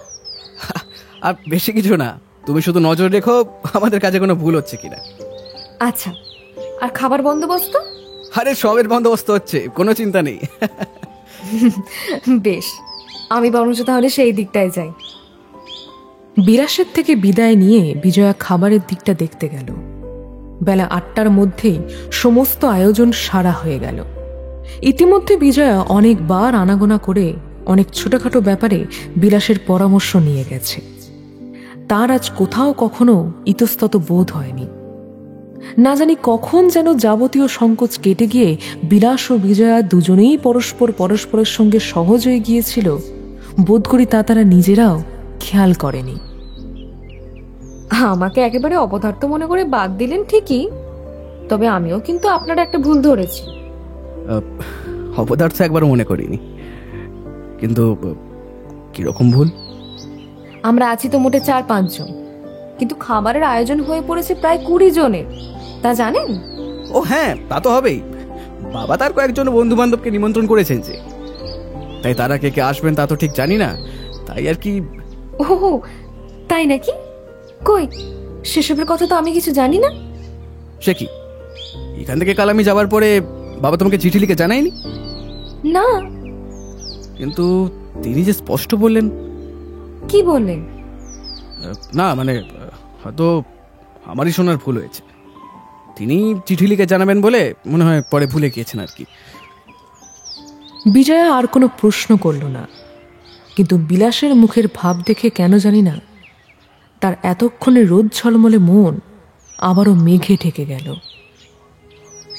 আধ ঘন্টা পরে রাসবিহারী স্বয়ং এসে উপস্থিত হলেন এবং বেলা 9টার মধ্যে এসে পড়লেন তার নিমন্ত্রিত বন্ধুর দল। এদের সকলেই কিন্তু ব্রাহ্ম সমাজের নন। সম্ভবত তারা রাসবিহারীর সবিনয় নিবেদন এড়াতে না পেরে আসতে বাধ্য হয়েছেন। রাসবিহারী সবাইকে পরম সমাদরে গ্রহণ আপ্যায়ন করে বিজয়ার সাথে যাদের সাক্ষাৎ পরিচয় ছিল না তাদের সঙ্গে আলাপ করাতে লাগলেন। কথা প্রসঙ্গে এটা বলতেও ভুললেন না যে এই মেয়েটির সাথে ভবিষ্যতে তাদের নিবিড় এক সম্বন্ধ স্থাপিত হতে চলেছে। বিজয়া বিনীত স্বরে সকলকে অভ্যর্থনা করে বসতে বলল। এরই মাঝে তার চোখ পড়ল তখন অদূরে বাগানের সংকীর্ণ পথ দিয়ে দয়ালবাবু আসছেন। কিন্তু তিনি একা নন, একজন অপরিচিত তরুণী তার সঙ্গে রয়েছে। মেয়েটি সুশ্রী, বয়স বিজয়ার থেকে কিছুটা বেশি। কাছে এসে দয়াল তাকে নিজের ভাগ্নি বলে পরিচয় করিয়ে দিলেন। মেয়েটির নাম নলিনী, কলকাতার কলেজে বিএ পড়ে। এখনো গরমের ছুটি শুরু হয়নি, তবুও অসুস্থ মামিকে দেখাশোনা করার জন্য কিছুদিন আগেই মামার কাছে এসেছে। পুরো গরমটা সে এখানেই কাটিয়ে যাবে। নলিনীকে যে বিজয়া কলকাতায় একেবারে দেখেনি তা কিন্তু নয়, তবে আলাপ ছিল না। তবুও এতগুলো পরিচিত অপরিচিত পুরুষের মধ্যে আজ তাকেই সবচেয়ে অন্তরঙ্গ বলে মনে হলো বিজয়ার। বিজয়া 2 হাত বাড়িয়ে নলিনীকে সঙ্গে করে পাশের ঘরে নিয়ে গিয়ে গল্পে মজে গেল। উপাসনা 9:30টার সময় শুরু করবার কথা। তখনও কিছুটা সময় আছে বলে সকলেই বাইরের ঘরের বারান্দায় দাঁড়িয়ে যে যার মতো গল্প গুজব করছিল। এরই মাঝে রাসবিহারীর গলা বাইরে থেকে শোনা গেল। অত্যন্ত সমাদরের সঙ্গে তিনি কাকে যেন বলছেন, এসো বাবা, এসো এসো এসো। আরে তোমার কত কাজ, তুমি যে সময় করে আসতে পারবে তো আশাও করতে পারিনি। এসো এসো এসো। আগন্তুকটি কে জানবার জন্য বিজয়া মুখ তুলে তাকাতেই দেখে নরেনবাবু। এক পলক দেখে বিজয়ার জন্য বিশ্বাসই হল না সেটা। রাসবিহারী তাকে আজ নিমন্ত্রণ করেছেন এবং সেটা রক্ষা করার জন্য যে নরেন এই বাড়িতে এসেছে ঘটনাটা এতটাই অবিশ্বাস্য যে বিজয়ের সমস্ত চিন্তা শক্তিতে যেন তালগোল পেকে গেল, আর বিজয়া সেদিকে মুখ তুলে চাইতে পারল না। কিন্তু রাসবিহারীর সবিনয় অভ্যর্থনা স্পষ্ট শুনতে পেল। পরক্ষণে বিলাস আর নরেনকে একসাথে নিয়ে রাসবিহারী ঘরের একেবারে মাঝখানে এসে বলতে শুরু করলেন, তোমাদের বাপেদের সম্পর্কে তোমরা দুজনে যে ভাই হও, আর এই কথাটাই আজ তোমাদের আমি বিশেষ করে বলতে চাই বিলাস। দেখো, বনমালী গেলেন, জগদীশ গেলেন, এবার তো আমারও ডাক পড়লো বলে, তাই আজ কেবল নতুন বছরের এই পূর্ণ দিনটাতে তোমাদের দুজনের কাছে আমি একটাই অনুরোধ করতে চাই, তোমাদের এই গৃহ বিচ্ছেদের কালি দিয়ে এই বৃদ্ধের বাকি কটা দিন আর অন্ধকার করে তুলো না তোমরা। আমি আমি এই শেষ অনুরোধটাই তোমাদের কাছে করতে চাই। আমরা তিনজন খুব ভালো বন্ধু ছিলাম, আমি গৃহযুদ্ধ চাই না, তোর একটু। রাসবিহারীর শেষ কথাটা বলতে গিয়েও যেন জড়িয়ে গেলেন। কান্নায় তার কণ্ঠস্বর প্রায় বুঝে এসেছিল। নরেন আর সইতে পারল না। সে এগিয়ে গিয়ে বিলাসের একটা হাত নিজের ডান হাতের মধ্যে নিয়ে বলল, বিলাসবাবু, আমার সকল অপরাধ আপনি মাফ করুন, আমি ক্ষমা চাইছি। প্রত্যুত্তরে বিলাস তার হাত ছাড়িয়ে দিয়ে নরেনকে বুকের মধ্যে জড়িয়ে ধরে বলল, অপরাধ বরং আমি করেছি নরেন, আমাকে তুমি ক্ষমা করো। বৃদ্ধ রাসবিহারী একবার দু চোখ বুজে পরক্ষণে চোখ মেলে মৃদু কণ্ঠে বলে উঠলেন, হে সর্বশক্তিমান পরম পিতা পরমেশ্বর, এই দয়া, এই করুণার জন্য তোমার শ্রীপাদ পদ্মে আমার কোটি কোটি নমস্কার। আজকের শুভ মুহূর্ত তোমাদের দুজনের জীবনী যেন অক্ষয় হোক। আপনারা সকলেও মন প্রাণ ভরে আশীর্বাদ করুন। এরপর নতুন বছরের এই প্রথম দিনটিতে দয়ালবাবু প্রায় 15 মিনিট ধরে একটি সুন্দর উপাসনা করলেন। তার নিজের মধ্যে অকপট বিশ্বাস ও আন্তরিক ভক্তি ছিল বলেই তিনি যা কিছু বললেন এবং করলেন সমস্ত কিছুকেই ভীষণ পবিত্র ও অকৃত্রিম মনে হল। এত আবেগ, এত অনুভূতি, এতগুলো সজল নয়নের মধ্যেও যার মুখটা কঠিনের মতো দেখাচ্ছিল সে হল বিজয়া। সারাক্ষণ সে হতবুদ্ধির মতন স্থির হয়ে বসে রইল। তার মুখখানাকে দেখাচ্ছিল ঠিক যেন একটা সাদা পাথরের মূর্তির মতো। কি বলবো আজ, আমি কি বলবো? আমার তো আর সেই সাধনার বল নেই, কিন্তু দয়ালের আজকের প্রত্যেকটা মহাবাক্য যে কত বড় সত্যি তা আড়ে আড়ে উপলব্ধি করলাম। আর সত্যি আমার জীবন ধন্য হলো তোমার শব্দে, তোমার ভক্তিতে। দয়াল ভাই আমার, তোমারই পুণ্যে, তোমারই আশীর্বাদে আমাদের সকলের জীবন পবিত্র স্পর্শে ভেসে গেল আজ। রাসবিহারী এগিয়ে গিয়ে দয়ালবাবুকে আলিঙ্গন করলেন। বৃদ্ধ আচার্যের চোখ ছলছল করে আসলো। তিনি কোনো কথা না বলে কেবল নীরবে দাঁড়িয়ে রইলেন। পাশের ঘরেই জলযোগের প্রচুর আয়োজন হয়েছিল। এখন বিলাস সেই ইঙ্গিত করতেই রাসবিহারী তাকে বাধা দিয়ে অভ্যাগতদের উদ্দেশ্যে বললেন, আপনাদের সকলের কাছে আজ আরেকটি বিষয়ের একটা আশীর্বাদ ভিক্ষা করি। বনমালী বেঁচে থাকলে আজ তার কন্যার বিবাহের কথা তিনি আপনাদের জানাতেন, আমাকে হয়তো বলতে হতো না, কিন্তু এখন সে ভার আমার উপরেই তো পড়েছে। তাই এখন আমি বর কন্যা উভয়েরই পিতা। আমি ঠিক করেছি আমি এই মাসেরই শেষ সপ্তাহে পূর্ণিমা তিথিতে বিলাস আর বিজয়ার বিয়ের দিন স্থির করেছি। আপনারা এবার সর্বান্তকরণে আশীর্বাদ করুন, এই শুভ কর্মটি যেন নির্বিঘ্নে সম্পন্ন হয়। হ্যাঁ, এই বলে রাসবিহারী একজোড়া মোটা সোনার বালা পকেট থেকে বের করে দয়ালবাবুর হাতে দিলেন। দয়ালবাবু সে দুটি নিয়ে বিজয়ের কাছে এগিয়ে গিয়ে বললেন, শুভ কর্মের সূচনায় কায়মনো বাক্যে তোমার কল্যাণ কামনা করি মা। তাও তো মা, হাত দুটি তোমার একবার দেখি। বিজয় আগের মতোই মুখ নিচু করে মূর্তির মতো বসে রইল, হাত এগিয়ে দিল না, কোনো কথাও বলল না। দয়াল আবারও একই কথার পুনরাবৃত্তি করলেও তাতেও বিজয়ের কোনো সাড়া নেই। নলিনী পাশেই ছিল। মামা বিব্রত হচ্ছেন দেখে মৃদু হেসে সে বিজয়ের হাত দুটি তুলে ধরতেই দয়ালবাবু না জেনে একজোড়া অত্যাচারের হাতকড়ি আশীর্বাদের সোনার বালা হিসেবে এক মূর্ছিত প্রায় নিরুপায় নারীর অশক্ত অবশ হাতে একে একে পরিয়ে দিলেন। কেউ কিচ্ছু জানতে পারল না, বরঞ্চ একে বিজয়ের নারী সুলভ সহজাত লজ্জা মনে করে সকলেই উৎফুল্ল হল। সবাই উচ্ছ্বসিত স্বরে অভিনন্দন জানাতে লাগলো। কিন্তু বিজয়া যে কে সেই নির্জীবের মতো বসে রইল।